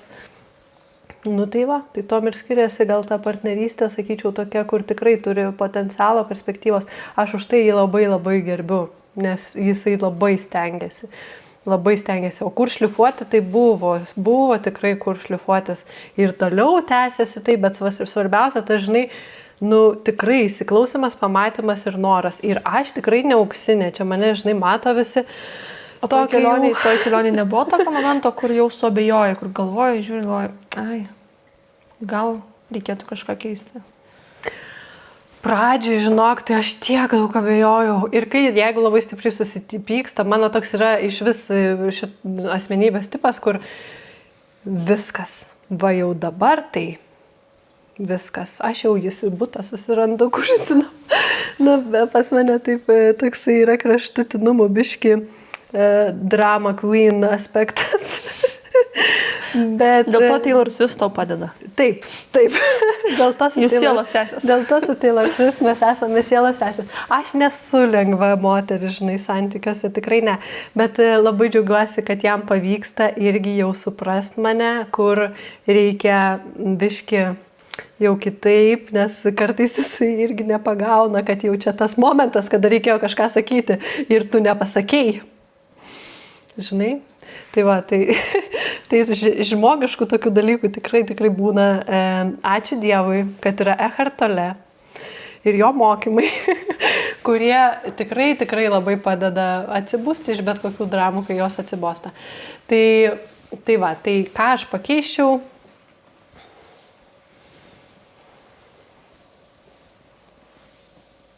Nieko nenorėčiau keisti. Valio. Valio. Klausimas iš auditorijos buvo finansų tema santykiuose. Ar bendri, ar atskiri? Kaip sekasi priimti rėjaus dovanas? Ačiū už klausimą. Šitas klausimas iškart įsiminė, kai tik tai gavau klausimus ir jį paskaičiau garsiai rėjaus mamai. Sakau, va, kokius klausimus mes gavom iš auditorijos. Tai ne, mūsų finansai nėra bendri ir niekada nebus. Nes aš esu moteris. Ir aš negaliu dėti savo finansų į bendrą katilą. Nes mano finansai yra skirti man. Tai yra skirti perlams, yra skirti spa, yra skirti rožėm, aliejams ir bet kam kitam, kam aš sugalvosiu. Šitą iškirpsim, padarysim reelsą ir moteris galėsit nusiųsti visos savo vyrams ir vaikinams, kad jie žinotų, kodėl, kas ir kaip. Iš tikrųjų, man čia yra visiškai naujas patyrimas, nes prieš tai aš gyvenau realybėse, kur aš buvau ta, kuri tiesiog rūpinasi viskuo, finansiškai, visaip kaip. Ir paskui aš pradėjau šitą savyje labai sąmoningai keisti. Ir su šita partnerystė aš jau nuo pat pradžių žinojau, nes jau mes, kai pirmą pasimatymą susitikom, tai buvo taip fainai, nes net nereikėjo nieko nei klaus, žinai, net nebuvo jokių klausimų. Tiesiog jau užsakyti pirmos klasės traukinio bilietai, vakarienė, jau jisai siūlo jau į viešbutį pirmą vakarą, aišku, aš ne jau pirmą vakarą tikrai į viešbutį. Trečiąją. Gali būti, kad ir trečią. Nesvarbu. Taisyklės tokios. Bet esmė tokia, kad aš kažkaip, iš jo jaučiau tą energiją tokią, kad jisai va toks vyras. Jisai tas, kuris duoda ir nori duoti. Ir jisai gali pasirūpinti, netgi jeigu kartais jo ten protas frykina ir pradeda ten skaičiuoti ir nueina į kažkokias nesąmonės, jisai galiausiai vis tiek pasirūpina ir vis tiek pasirūpina. Tai manau, kad tai yra labai svarbu vyriškos energijos skleidimuisi, sugebėti prisimti atsakomybę už tą gerbuvį, už bendrus dalykus, tam, kad moteris galėtų jaustis saugiai ir jinai galėtų veikti iš įkvėpimo. Tai nereiškia, kad aš jau taip griežtai, jeigu jis ten niekur neprisidedu, tikrai kartais ten maisto nuperku, ar ten kažko, jeigu reikia, ar ten kažkur ten į atostogas, kai kartą ten kažkokį sumokėjau, bet tai man taip nauja, nes aš prieš tai viską mokėdavau. Ir ten, buvo sunku priimti. Iš pat pradžių laužė mane. Aš jaučiausi nesaugiai, kaip praradus kontrolę.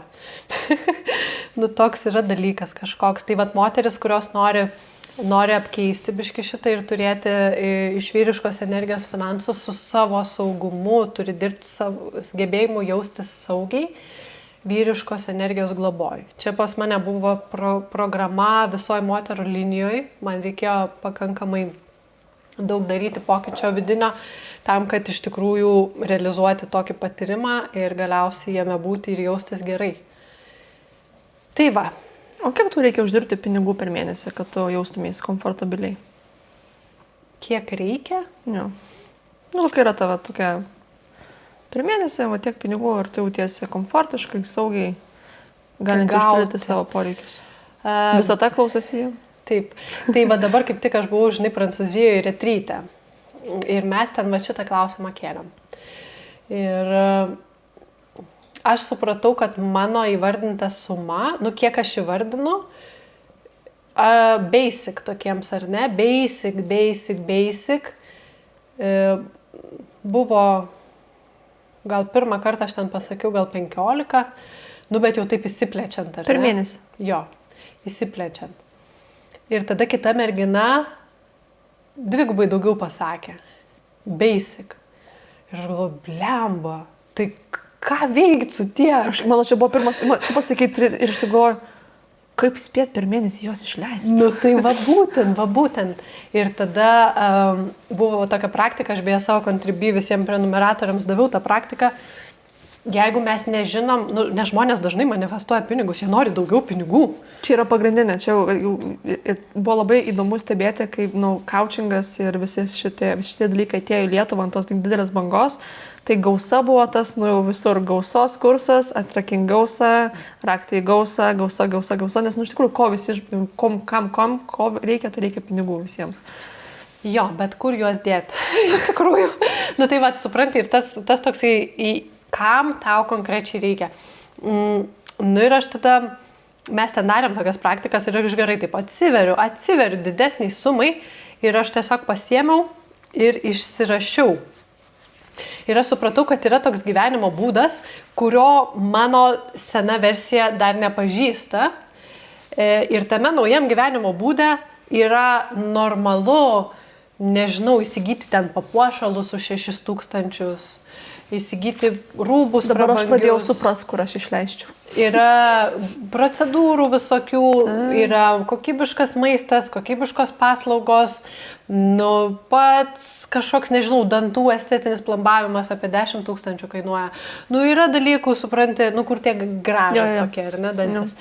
Ir aš tada, kai susirašiau, nes prieš tai mano realybė porą tūkstančių užtenka, miškas, treningai, maistą perka, namą perka, nieko, man nereikia, užtenka supranti, nėra kur.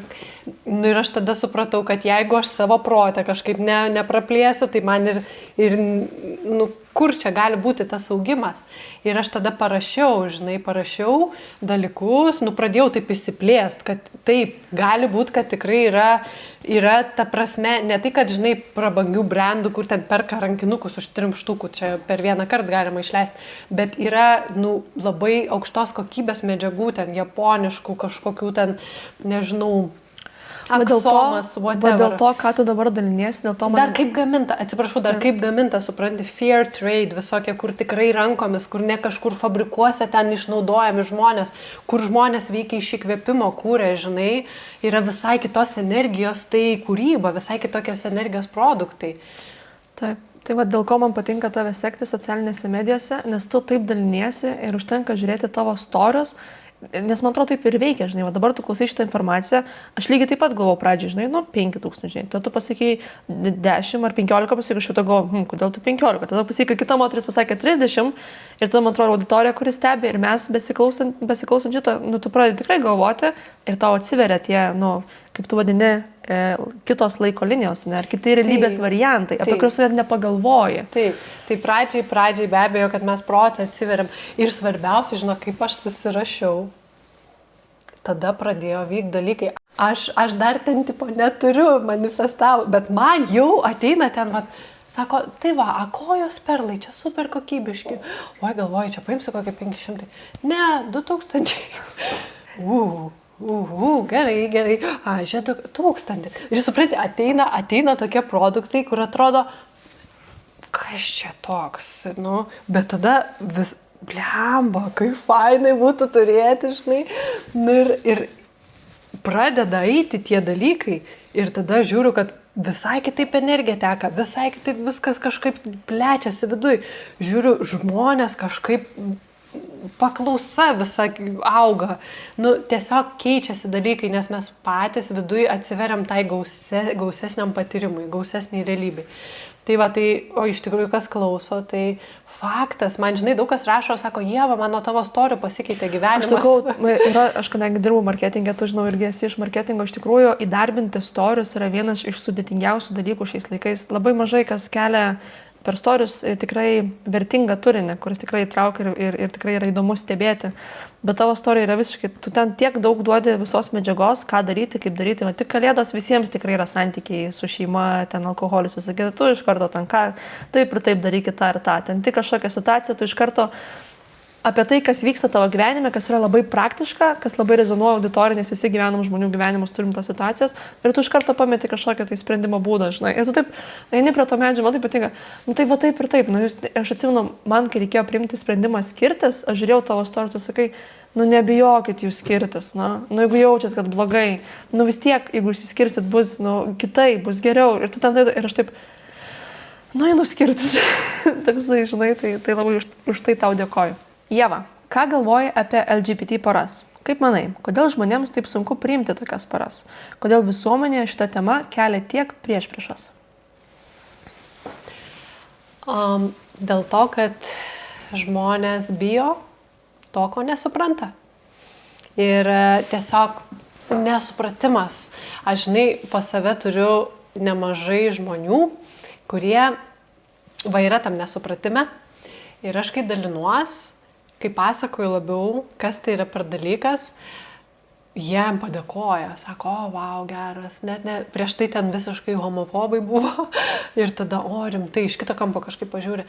Ir šitoj vietoj čia neišvengiamai tas pokytis reikalingas ir jisai įvyks, nes vaikai mokina. Vaikai, man rašo mama, sako, niekaip negaliu priimti savo dukros. O šita nauja karta, jinai laisva, jiems nieko nepaaiškinsi, kaip čia yra, kaip nėra, gali rėkti ten visokie dėdės, jie tiesiog yra, kokie yra. Ir aš savo dalinausi puslapyje istoriją apie Lemūriją, prisiminimus apie Lemūrijos civilizaciją, kai ten tiesiog nebuvo lytiškumo. Nebuvo lytiškumo, tai reiškia, kūne esanti siela, jinai gali tiek moterišką, tiek vyrišką energiją įkūnyti arba būti tarp šių energijų, nes siela neturi lyties.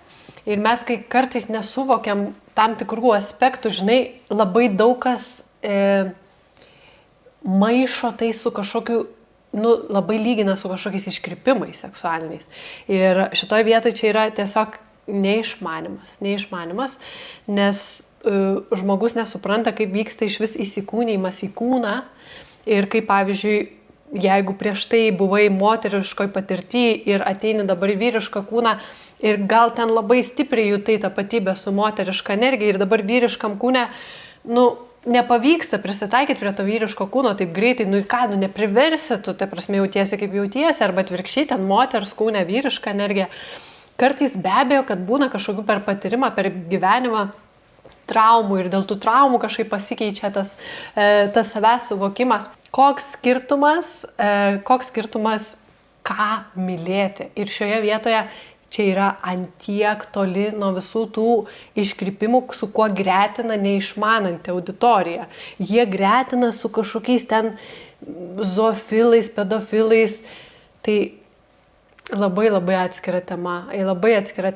Ir aš garantuoju, kad tie, kurie labiausiai priešinasi, labiausiai bijo, tai jie vis tiek gaus tas situacijas, kai turės priimti. Ar per vaikus, per anūkus, nes daug kas veikia, kad apsaugot vaikus, čia mes vaikus saugom. O kad vaikus saugot, tai kaip tik reiktų jiems parodyti, kad viskas okei, tu nesi atstumtas, nes aš, žinai, baigiau magistrą socialinio darbo su vaikais ir jaunimu. Ir tenais pagrindinė problema, tokia paauglių tarpe. Ir ten žudosi vaikai dėl to, nes visa visuomenė rėkia tokius dalykus. Ir jie saugo vaikus. Tai man, žinai, pikta, šitoje vietoje nesu tokia jau labai šališka, nes aš mačiau, kas vyksta, žinai, kokie dalykai vyksta ir kaip tie vaikai jaučiasi. Kai jie jaučiasi, žiauriai vieniši ir atstumti ir kad tokiais negalima būti. Ir jie traumuoja realiai tuos vaikus pačius, žinai. Tai čia yra labai liūdna, aš nesuprantu kartais, kaip taip žmoguje susišviečia, nes jeigu tu bent kartą gyvenime esi patyręs meilės jausmą, kaip po tokią, meilę, ar ne, ir tu supranti, kad kažkoks kitas žmogus myli kitą žmogų, kad ir tos pačios lyties žmogų, bet tu jau esi jautęs meilę. Matai, jie netapatina su meilė. Kaip aš kalbėjau su ta mama, jai atrodo, kad čia tiesiog iškirpimas. Ta prasme, kad čia nėra meilė, čia eksperimentuoja kažką, supranti? Tai tas gal neatskirimas. Žinai, kaip mažai žmonės praleidžia laiko, jie iš tikrųjų neturi galimybės pabendrauti su tokiais žmonėmis, jie negali matyti jų santykių, jie negali matyti, kaip ten kas vyksta ir jiems tada, tas ir yra nesupratimas. Bet kuo mes daugiau, nežinau, kalbamės, dalinamės, manau, tuo lengviau suvokti, kad galbūt yra kitaip, negu man atrodo. Galbūt yra visai kitoks vidinis jausmas, o galų gale koks skirtumas. Žinai, kas yra laisvė? Kai laisvė priimti. Tai laisvė tiesiog būti priėmime. Aš tai labai linkiu visiems. Tiesiog turėti tokią laisvę, būti priėmime. Taip. Čia dar ko gero yra šiek tiek toksai ir apšvietimo ir edukacijos šiek tiek toksai minusas, kadangi šiaip dabar jau bent jau, kiek yra kalbama šitą temą, tai seksualinė orientacija, tu gimsti su ją. Tai yra tiesiog tavo genuose. Kaip tu gimsti su žalio akų spalva arba mėlyna akų spalva, taip tu gimsti su savo seksualinė orientacija. Tiesiog, tu gimsti su tuo, žinai. Ir, šiek tiek liūdna yra, kadangi, nėra to švietimo, nėra kalbama apie tai. Ir žmonės, kaip ir tu sakai, tu jiems pašneki, papasakai, pakalbėti, čia taip gali būti, tada visai kitaip pradeda žiūrėti, žinai, apie tai. Tai ačiū tau labai, kad apie tai galim pasikalbėti. Kita tokia tema, kuri labai daug irgi priešpriešos turi, buvo klausimas iš auditorijos, ar tikrai nuoširdžiai noras padėti žmonėms. Draugė vis sako, ką nematai, kad gera verslininkė. Tai pakalbam apie tą dvasingumo pardavinėjimą, apie šiaip verslą šioje srityje.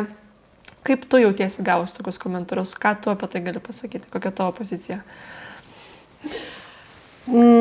Kad čia tas pasitikrinam, ar veikia. Kad geriau girdėtųsi? Kad geriau girdėtųsi. Tai tas noras padėti man, žinai, skamba kaip gelbėti kažką iš kažkur traukti, kažkur ten. Tai aš nenoriu padėti. Mano tikslas yra įkvėpti. Aš dalinuosi tuo, kas man veikia, kas man padeda. Bet gelbėti kažko ten, nes dažniausiai tokį klausimą ir užduoda žmogus, kuris nelabai linkęs prisimti atsakomybės už savo gyvenimą. Tai tada jam atrodo, čia nenori padėti. Nes taip, aš neimsiu ir negelbėsiu. Žinok, esu užblokavus, išmetus iš kurso tokius žmonės, kurie taip pagalbos, padėk man. Tas labai labai svarbus momentas visame sąmoningume, dvasingume, šiaip suaugusio žmogaus gyvenime. Galiausiai ateiti iki to taško, kur tu turi prisijimti radikalią atsakomybę už savo gyvenimą. Viskas, tu jau gavai tokias kortas, tokius tėvus, tokias traumas, tokius santykius, tokius finansus, sakyta, ir jau čia tavo atsakomybė, kaip tu su tom kortom žaisi. Ir žmonės tikisi tos stebuklingos piliulės. Ir tada pyksta, kad kažkas tais gerai gyvena, džiaugiasi, gyvena tuo, kuo tiki ir tai pardavinėja kažkokias tais paslaugas ir kad čia jau tada yra pardavinėjimas dvasingumas. Tai grįžtant prie tos pagalbos, būtent tas momentas, kad aš nepadedu, nes tik tu pats savo, mielasis, gali padėti. Aš čia sėdžiu ant fotelio, kalbuosi, dalinuosi nemokamai. Ir jeigu kažkam rezonuoja, pasiema žmogus. Ir kitas dalykas, žinai, kodėl aš turėčiau daryti nemokamai kažką, jeigu aš noriu iš tikrųjų gerai dalintis, ta prasme, kad tai būtų profesionalu, tai be abejo, kad jeigu tai tampa jau pagrindinė veikla ir iš vis, netgi jeigu tai nėra pagrindinė veikla, bet kokiu atveju visada turi būti mokamai, nes žmogus. Aš turėjau čia tokių labai daug karštų diskusijų ir tokių tikrai jau ten, kur įsijaudrina visos emocijos ir viskas. Yra tokia teorija, žinai, žmonės vieni teikia, kad jeigu tu jau gavai tokias dovanas, nes tikrai ne kiekvienas gali healinti, ar ne, vesti kažkokias praktikas, tikrai padėti žmonėms tokiose subtiliuose, energetinėse, ar ne, platmėse. Tai nuo tos teorijos, kad jeigu tu jau gavai tokią dovaną, čia tau buvo steita tokia dovana, tai yra kaip ir nepagarba ir negražu imti už tai pinigus, nes tu turi, atiduoti duoklę už tą dovaną, kažkaip tai taip yra traktuojama. Bet man labai patinka. Kristus. Bet man labai patinka. Gal padėsiu aukščiau, čia paskui sakys, kad negerbiu. Jie keliauja. Bet man labai patinka, kaip mano coacherė, žinai, apie tai kalba, kai čia pas mus vietas visą Chebrytę tripina. Patinka, kaip mano coacherė sako, žinai, senais laikais būdavo natūriniai mainai, būdavo kažkokie žiniai, būdavo kažkokie žolininkai, kažkokie giduoliai, ne? Jie healindavo, teikdavo savo paslaugas, žmonės jiems atneždavo maistą, jiems atneždavo ten, gėrimus, kažkokius tais, daiktus, ar ne? Tada mes išsivystėme iki tokios santvarkos, kur yra tiesiog ekonomika, yra pinigai. Ir dabar tiesiog už tos pačius dalykus yra atsiskaitoma pinigais. Ir nieko tame blogo nėra. Kitas dalykas, kad kas sako, kad aš gera verslininkė, tai ačiū, priimu komplimentą. Ta prasme, sugebėti gerai gyventi iš to, kas tave įkvepia, aš tai skaitau, kad tai yra talentas. Tikrai ne kiekvienas tą gali padaryti. Ir kitas dalykas, suteikti galimybę vis tiek, suteikti galimybę daugeliu gauti dalykus.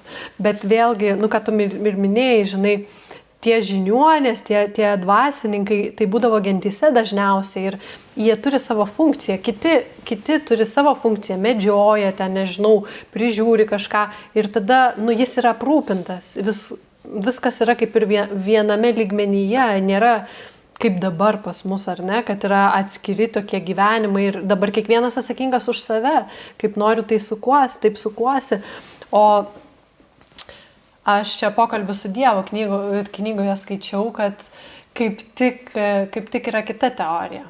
Ir ta kita teorija sako, kad tiek, kiek gauni pinigų iš tokios veiklos, tai yra kaip pažymiai iš Dievo, nes vadinas, jeigu gauni labai daug, tai reiškia labai gerai įvertintas esi už savo veiklą, nes vadinas, darai labai gerus dalykus. Jeigu žmonės noriai moka, grįžta, investuoja ir supranta, už ką moka. Kita vertus, visada bus tie, kurie gyvena skurdo sąmonė, jiems sakyk, ką nori, jiems viskas blogai. Žinai, už ką mokėt, nemokėt, viskas blogai. Tai čia nėra mano auditorija, nėra mano klientai.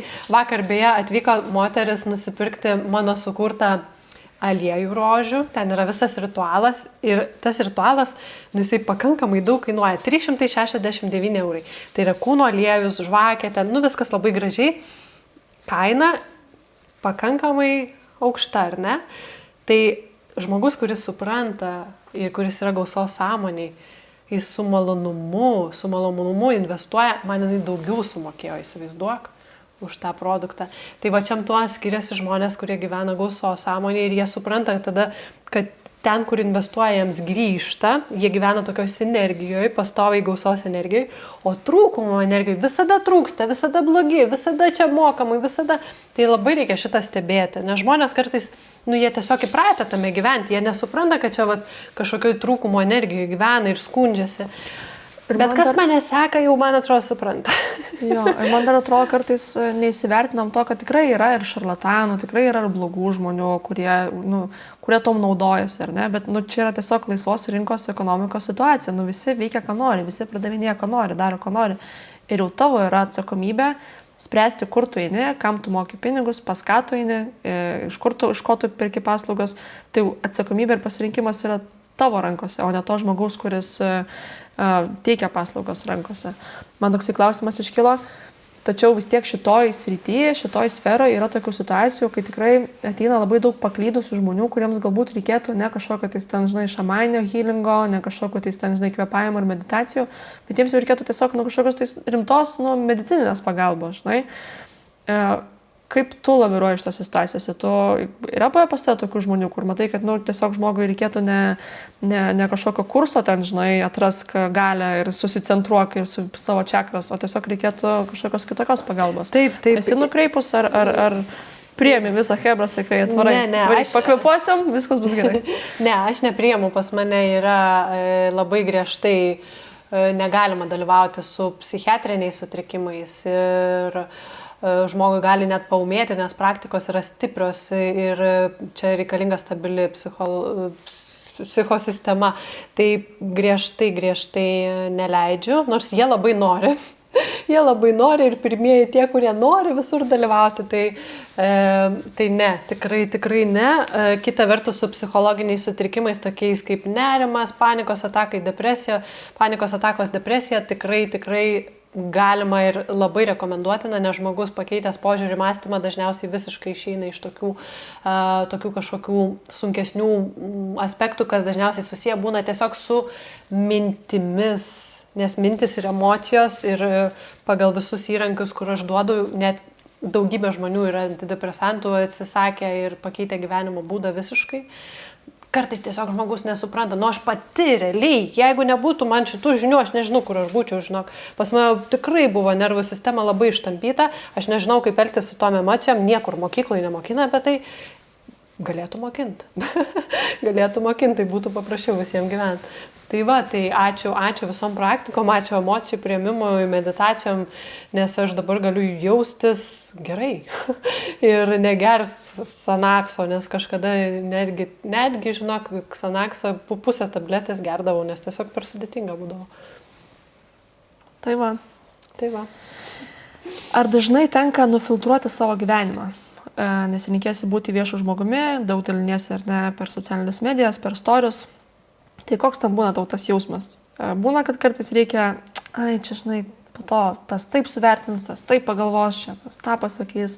Ar tu taip kaip yra, taip ir. Sveiki! Anksčiau labai daug ir viešai dalinausi viskuo. Ir kartais žmonės labai negražiai prisakydavo nesąmonių. Tai aš dabar taip jau pažeidžiamai neinu į auditoriją. Aš jau saugai šiek tiek, ar ne? Šiek tiek pasaugau tam tikrus dalykus, nes ten pasirodo ir Discord'e buvo sukūrę grupę, man ten beleką, tiesiog keldavo mano nuotraukas ir juokdavosi. Čia ir lakmuso papirėlis, kad tu esi žvaigždė, žinai? Aš suprantu, bet man tai tokia biški nesąmonė, žinai, nes tada, aš noriu atvirai bendrauti su man tais, yra crazy. Ką tu turi veikti gyvenime? Kad tu savo laiką, žinai, skirtum kažkur eiti kažkokį Discordą, susirės kažkokį channelį, kažkokias nuotraukas sim, kažką ten kelt, kažką komentuot. Ką jūs veikat? Kur jūs taigi tu atsikeli, žinai, ten pusryčiai, ten praktikos darbai, reikalai, draugai, artimai. Kaip, žinai, ką tu turi gyvenime, kad turėt tam laiko? Tiesiog, aš žinok, neįsivaizduoju, kas per žmonės ten sėdi, bet ta prasme, va tokie bairiai, tiesiog įsiema kažkokią nuotrauką ir tada apkalbinėja, ten varo kažką. Žodžiu, tai po šito Discordo bairio aš jau taip biškį atsargiau, nes aišku, man labai norisi atvirai dalinti su visais, kurie nuoširdžiai mane seka, bet kadangi tai yra vieša erdvė ir prieina labai daug žmonių su neaiškiom intencijom, tai aš vis dėlto, kad ir kaip tai darau, tikrai maks atvirai, bet ne taip, kaip galiu, pavyzdžiui, jau ten, kur yra prenumeratoriai, kur yra contribui, kur aš galiu visiškai būti, žinai, atvira, nes tai yra žmonės, kurie nedarys tokių nesąmonių. Tai va, tai biškai yra skirtumas. O followini Spiritual Wellness Club Instagramą? Tai aišku. O kodėl followini? Įdomu, šiaip tavo reelsai labai faini. Patinka. Kas patinka, kas nepatinka? Aš šiaip klausiu, įdomu, neturiu progą. Man patinka, kaip tu vaidini pro. Iš tikrųjų, gan pro vaidini, tie personažai, kur ten, žinai, yra ta, kur jau dvasinguolė ir ta, kuri nedvasinguolė. Tai man labai fainai, kaip tu jas vaidini. Bet žinok, esi viena iš didžiausių mano inspiracijų, iš tikrųjų. A, ne? Taip, ta, kur super dvasinguolė, tai aš tikrai pasisėmiu iš tavęs tos inspiracijos ir buvo labai juokinga, aš nežinau, kad tu turi šitą paveikslą.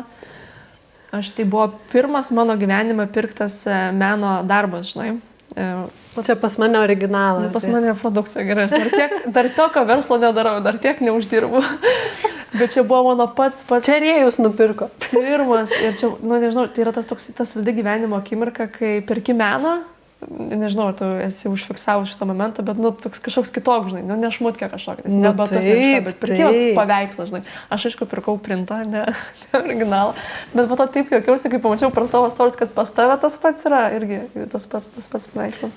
Gaja traukia daug žmonių, jinai labai stipri yra, tai čia beje yra Javaskos energija, tai ne veltui ir atkeliavo pas tave. Tai aišku. Tai jo, beino perkimas, va čia supranti, jau kai daugiau gauni pajamų, jau supranti kitokius pirkinius iš tikrųjų. Man labai patinka meną irgi kolekcionuoti, pirkti, aš jau čia numačiusi esu savo, kur čia dar galėčiau. Tai va, tai. Čia buvo tik tokia istorija, mano mama, žinai, tikrai moteris, kurie, wow, jos gyvenimas nerožiam klotas, labai esu dėkinga, nes viena mūsų užaugino du, žinai, su broliu ir išleido visur. Ir tikrai labai labai daug davė ir, ilgą laiką tikrai, sunkiai, žinai, gyveno, ten ir mūsų rūbus nešiodavo, žinai, ir viską, žinai, ir dabar, kaip tik neseniai, šią savaitę mama sako, nusipirkau paveikslą. Ir aš kai išgirdau iš mamos, kad jinai nusipirko paveikslą, aš net susigraudinau, nes aš supratau, kad pagaliau jinai, žinai, taip gyvena. Ir labai fainas paveikslas, pavadinimas Dar akimirka ir įvyks stebuklas. Ir sako, mama, man taip patiko, sako, šitas, žinai, užrašymas, žinai, tas paveikslo pavadinimas. Ir man taip pasidarė įdomu, kas yra tame paveiksle, žinai. Grįžtu namo, įsijungiu, o ten moteris, tokia emancipuota moteris, kaip mano mama, tokia, žinai, super galinga moteris, laiko pypkę, tokia kaip čangos, žinai, čanga, kur DMT, žinai. Ir aš sakau, mamai, tai sakau, čia jinai laiko čangos pypkę, toj parūkis DMT, toj akimirka ir įvyks stebuklas, žinai. Ir mano babukas tokio paveikslą, žinai, savo pasinėjo. Tai labai juokiausi, kad ir ją kviečia gilesniams dvasiniams patirtims. Nuo ko labiausiai pavargsti? Čia jau tokie trumpučiai klausimai pabaiga, tokie greiti. Greiti ir taip, turiu 5 sakinius tilpo atsakymus. Labiausiai, blemačkai, žinok, labiausiai pavargstu gal... Kai reikia pasakoti žmonėm tuos dalykus, ką jau esu pasakojus. Tipo, atrodo, tik kad dalinausi, atrodo, va čia paskaitų pilna ir vėl klausia to paties. Ir čia gal aš nesu tokia jau super gera mokytoja, nes mokytoja turėtų pasižymėti kantrybę, kur tipo visiems iš naujo vėl. Tai šitoj vietoj kartais tikrai pavargstu, bet aš labai džiaugiuosi, kad tai nesikartoja daug labai, nes vis dėlto kažkaip man ta... Vis dėlto esi pakankamai gera mokytoja, nes tavo mokiniai viską išmoksta per pirmą arba antrą kartą. Arba bijo klausti, arba bijo kažką pasakyti. Ne, iš tikrųjų... Čia Ieva jau biškai daugiau negu 5 sakiniai, bet... Iš tikrųjų, tai gal ir šiek tiek prisibijo, dabar pagalvoju, nes viena moteris, kuri drąsiai manęs klausė dalykų, kur man reikėjo kartot, tai aš per paskaitą paskui rašiau istoriją apie ją. Bet jinai sako, Ieva, nepyk, kad man tiek daug reikia klausti. Sakau, viskas gerai, žinai. Tipo, tu paklausi, aš galiu dar 100 paaiškinti, jiems nereikia klausti. Tai va. Dėl ko gyvenime gailiesi ir jei galėtum, grįžtum atgal ir pakeistum? Čia tai jau tikrai nieko nesigailiu, absoliučiai nieko nesigailiu, nes gailėtis kažko, kas buvo, absoliučiai yra beprasmė. Mes galim tik pasidžiaugti, savo padėkoti, nusilenkti praeičiai, sakyti, wow, kokia tu nuostabi mokytoja, ačiū tau, dėl tavęs dabar esu čia, kur esu. Ką labiausiai vertini? Kuria prasme? Bendrai, kas tavo, kaip... Vertybės galbūt kažkokios tokios. Vertybės, čia tas toks raktinis žodis.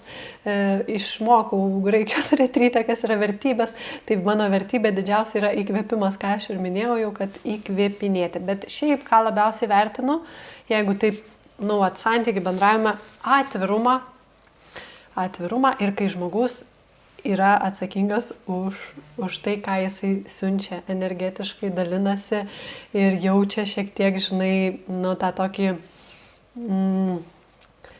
ką neša į bendrą lauką, žinai, kad nepradeda ten varyti, neužima ten per daug kažkaip eterio su savo problemom. Tai aš labai vertinu tą tokią pagarbą vienas kito laikui ir ką galbūt kartu galim gražaus, žinai, pakurt, pagalvoti, kur nukreipti mintis. Tai tokius dalykus labai vertinu. Ką vertinai anksčiau, ko dabar visiškai nebevertini?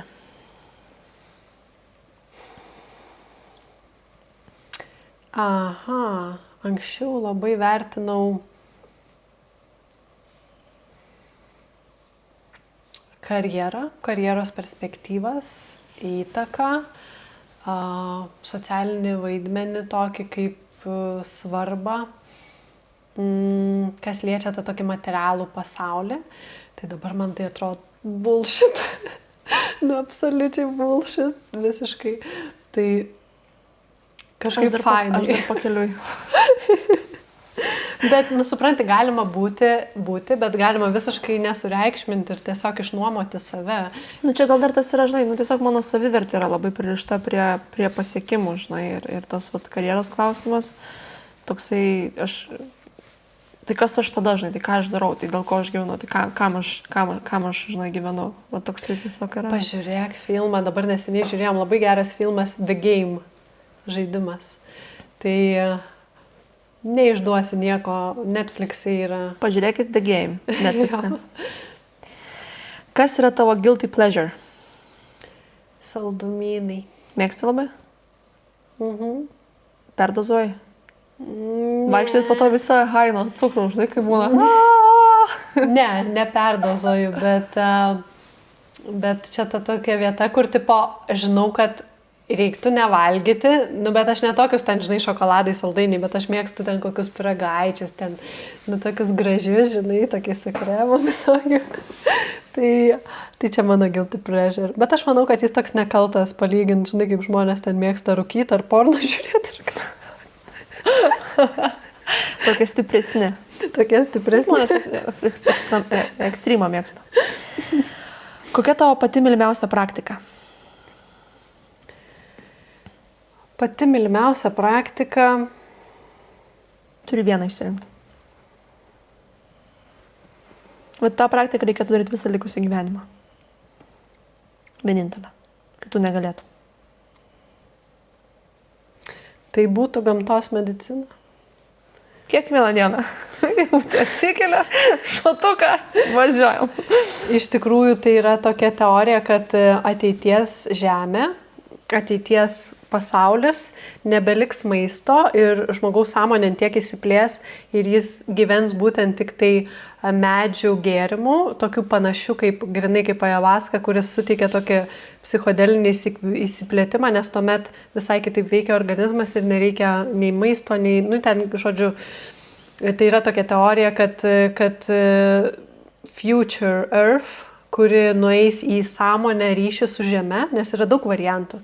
Vieni gali keliauti į karą, kur vyksta 3 pasaulinis karas, Amerika, Rusija, Kinija, taip toliau, o kiti gali keliauti variantą, kur po truputį vyksta atbudimas, dekriminalizavimas visų gamtos medicinų ir tada automatiškai eina į ryšį su Žeme, su gamta, atstatomi resursai, balansas, žmogus tampa vėl toksai kaip gentis, Žemės tokia gentis ir jie tada gyvena susijungę su šita sąmonė Žemės.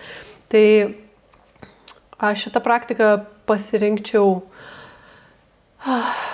nes jinai sveikatą palaiko, jinai palaiko sveiką ryšį su viskuo, kas yra, meilės tokį susijungimą su...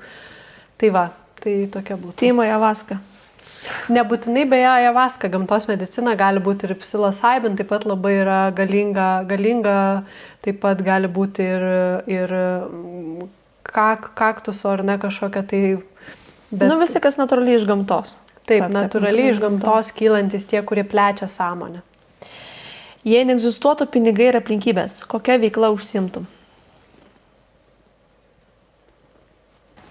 Aplinkybės, kaip suprasti aplinkybės? Neriboja tavęs, nei aplinkybės, nei pinigai. Bet ką darytum visą likusį gyvenimą? Visą likusį gyvenimą? Taip. Oi, aš daryčiau tą patį, bet jeigu tai būtų resursai tokie neįsimiami, žinai, tai būtų visai kitam lygmenį. Būtų labai appsas žmonėm, būtų labai patogius paslaugos. Dar norėčiau padaryti tokią sferą, kur žmogus ateina į didžiulę areną, žinai, ir meditacija, ir tiesiog gervės aplink skraido, ir toks patyrimas. Tai tiesiog daryčiau tą patį tik kitam lygmenį, absoliučiai. Ir plus būtų pro komanda, tai reiškia, man nereiktų vienai daryti dalykų, nes aš žinau, kiek mes daug, pavyzdžiui, surėjom, prifilmuojam, prifotkinam, bet reikia pačiai man daryti ant tos reelsus ar kažką, aš nespėju tiesiog, aš renkuosi. Galim padėti. Ir aš renkuosi poilsį. Aš geriau daugiau vaikštau laukia, medituoju, žinai, ir aš neverčiu savęs, bet realiai turinio tiek daug yra ir jis galėtų keliauti plačiai. Tai tiesiog, bet aš tokių, žinai, pro žmonių, kuriems nereikia ten kiekvieną žingsniuką diktuoti, kurie tiesiog viską paima ir padaro tobuliau negu aš. Nes, be abejo, kad tai investicija didelė, jeigu jau tikrai pro žmonės ir PR'as, ir medija, tada jau sąmonės kelimas gali būti maksimalus. Tai va, tai tikrai aš esu toj veikloj, kuri mane visiškai išpildo ir kad ir turėčiau aš ten belenkiek pinigų, aš vis tiek ją daryčiau, nes daugiau nėra ką man daryti kito. Tai yra geriausia, ką galima daryti. Įsivaizduok, kad turi 60 sekundžių ir visas pasaulis tavęs klausosi. Ką jam pasakytum? Čia dabar į kamerą? Taip. Ir uždėsim laikmatį tokį, žinai, kad suktųsi laikas. Jokau, nedarysim taip, nestresuok. Gali būti 65 sekundės. Bet tai kaip aš šito klausimo nepamačiau, aš būčiau surepetavus kažkaip ne iki galo. Man nelemta buvo. Gerai, visas pasaulis klausosi. Labai noriu visiems priminti, kad jūs esate siela, amžinybė, ne šis fizinis kūnas, ne šios akys, ne šios lūpos, ne amžius, ne lytis, ne religija, jūs esate kur kas daugiau ir jumise yra viskas, ko jums reikia, ne išorėje. Čia yra meilė, čia yra džiaugsmas, čia yra pilnatvė, čia yra saugumas, čia yra pasitikėjimas. Tiesiog leiskite savo susijungti su tuo gauso šaltiniu savyje ir taip kurkime gražesnį pasaulį kartu. Wow, kaip taip. Tai va čia gaida ir baigsim. Iš tikrųjų su Ieva galima būtų kalbėti labai ilgai ir būtų labai malonu ir smagu galbūt tam tikras temas panerti giliau ir labiau viską pakrapštyti ir pačiupinėti. Bet gal dar kartą kažkada gyvenime pasikalbėsim, ne paskutinį kartą susitinkam. Arba mokama bus. Padarysim gal Contribui nariams kažkokį tai stokį, nes buvo klausimas, žinai, ir apie tos Twin Flamesus, bet tikrai žinau, kad yra labai plati tema ir ten galima labai daug kalbėti ir gilintis. Ir apie stresą mačiau klausimus. Klausimus apie stresą, bet čia toks irgi situacija, kiekvienam individualiai yra sunku kažką tais atsakyti, bet stresas yra viena iš neišgydomų pasaulio, pripažinta pasaulio sveikatos organizacijų, viena iš 5 neišgydomų pasaulio lygų, nuo kurio kenčia didžiulė dalis visuomenės. Reikia daryti viską, reikia keisti rutiną, gyvenimo būdą, miegą, mitybą, aplinką, darbą, tiesiog turi labai susirūpinti ir iš esmės viską keisti. Man atrodo, tie žmonės, kurie yra perėję depresijos, panikos sutrikimų, nerimo, Xanaxą, kas yra gerai, aš geriau jau Bromazepamą, buvo naujesni vaistukai išrašyti, bet situacija ta pati, tai supranti, kad iš tikrųjų reikia labai kardinaliai keisti savo gyvenimą iš esmės. Ir labai verta, žinokite, pakeisti. Taip. Bent jau man asmeniškai, kas lietė tą stresą, paniką, ir visokius tokius depresyvius susirgymus, tai ir padėjo būtent tas sąmoningumas, saviugda, kai iš esmės kiti gyvenimo būdą ir pradedi medituoti ir stebėti, ką tu veiki, ką tu darai, ko tu klausaisi, su kuo tu esi, su kuo tu bendrauji, tiesiog savistaba įsijungia ir pradedi viską, kas nerezonuoja ramybei ir harmonijai, tu viską turi pašalinti. Tai Ieva, ačiū tau, kad pasikvietei mūsų savo namus. Ačiū, kad priėmei. Ačiū labai. Ačiū žiūrovams, kas klausėt, stebėjot. Jeigu patinka, ką darom, nepamirškite pasiekti YouTube kanalą. Sudėsiu visus linkus ir nuorodas apačioj į Ievos Contribui, į Ievos socialinės medijas. Taip pat noriu visus pakviesti sausio 25 dieną į Ekstatikus, Laumžirgių žemėje. Bus kakavos ceremonija su ceremonija kakava iš balio, bus ekstatikai, bus susijungimo su aukštesniuoju aš meditacija. Pašnekėsim su Ieva, galbūt ir Ievai pavyks atvykti, dar neaišku, nes vis tiek žmogus turi, manau, susiderinti su visais agregorais ir visko, bet gal pavyks, gal žvaigždės mums nusišypsos. Tai ačiū Ieva, ačiū Jums, ačiū visiems ir it's a wrap. Valio! Kaip tu?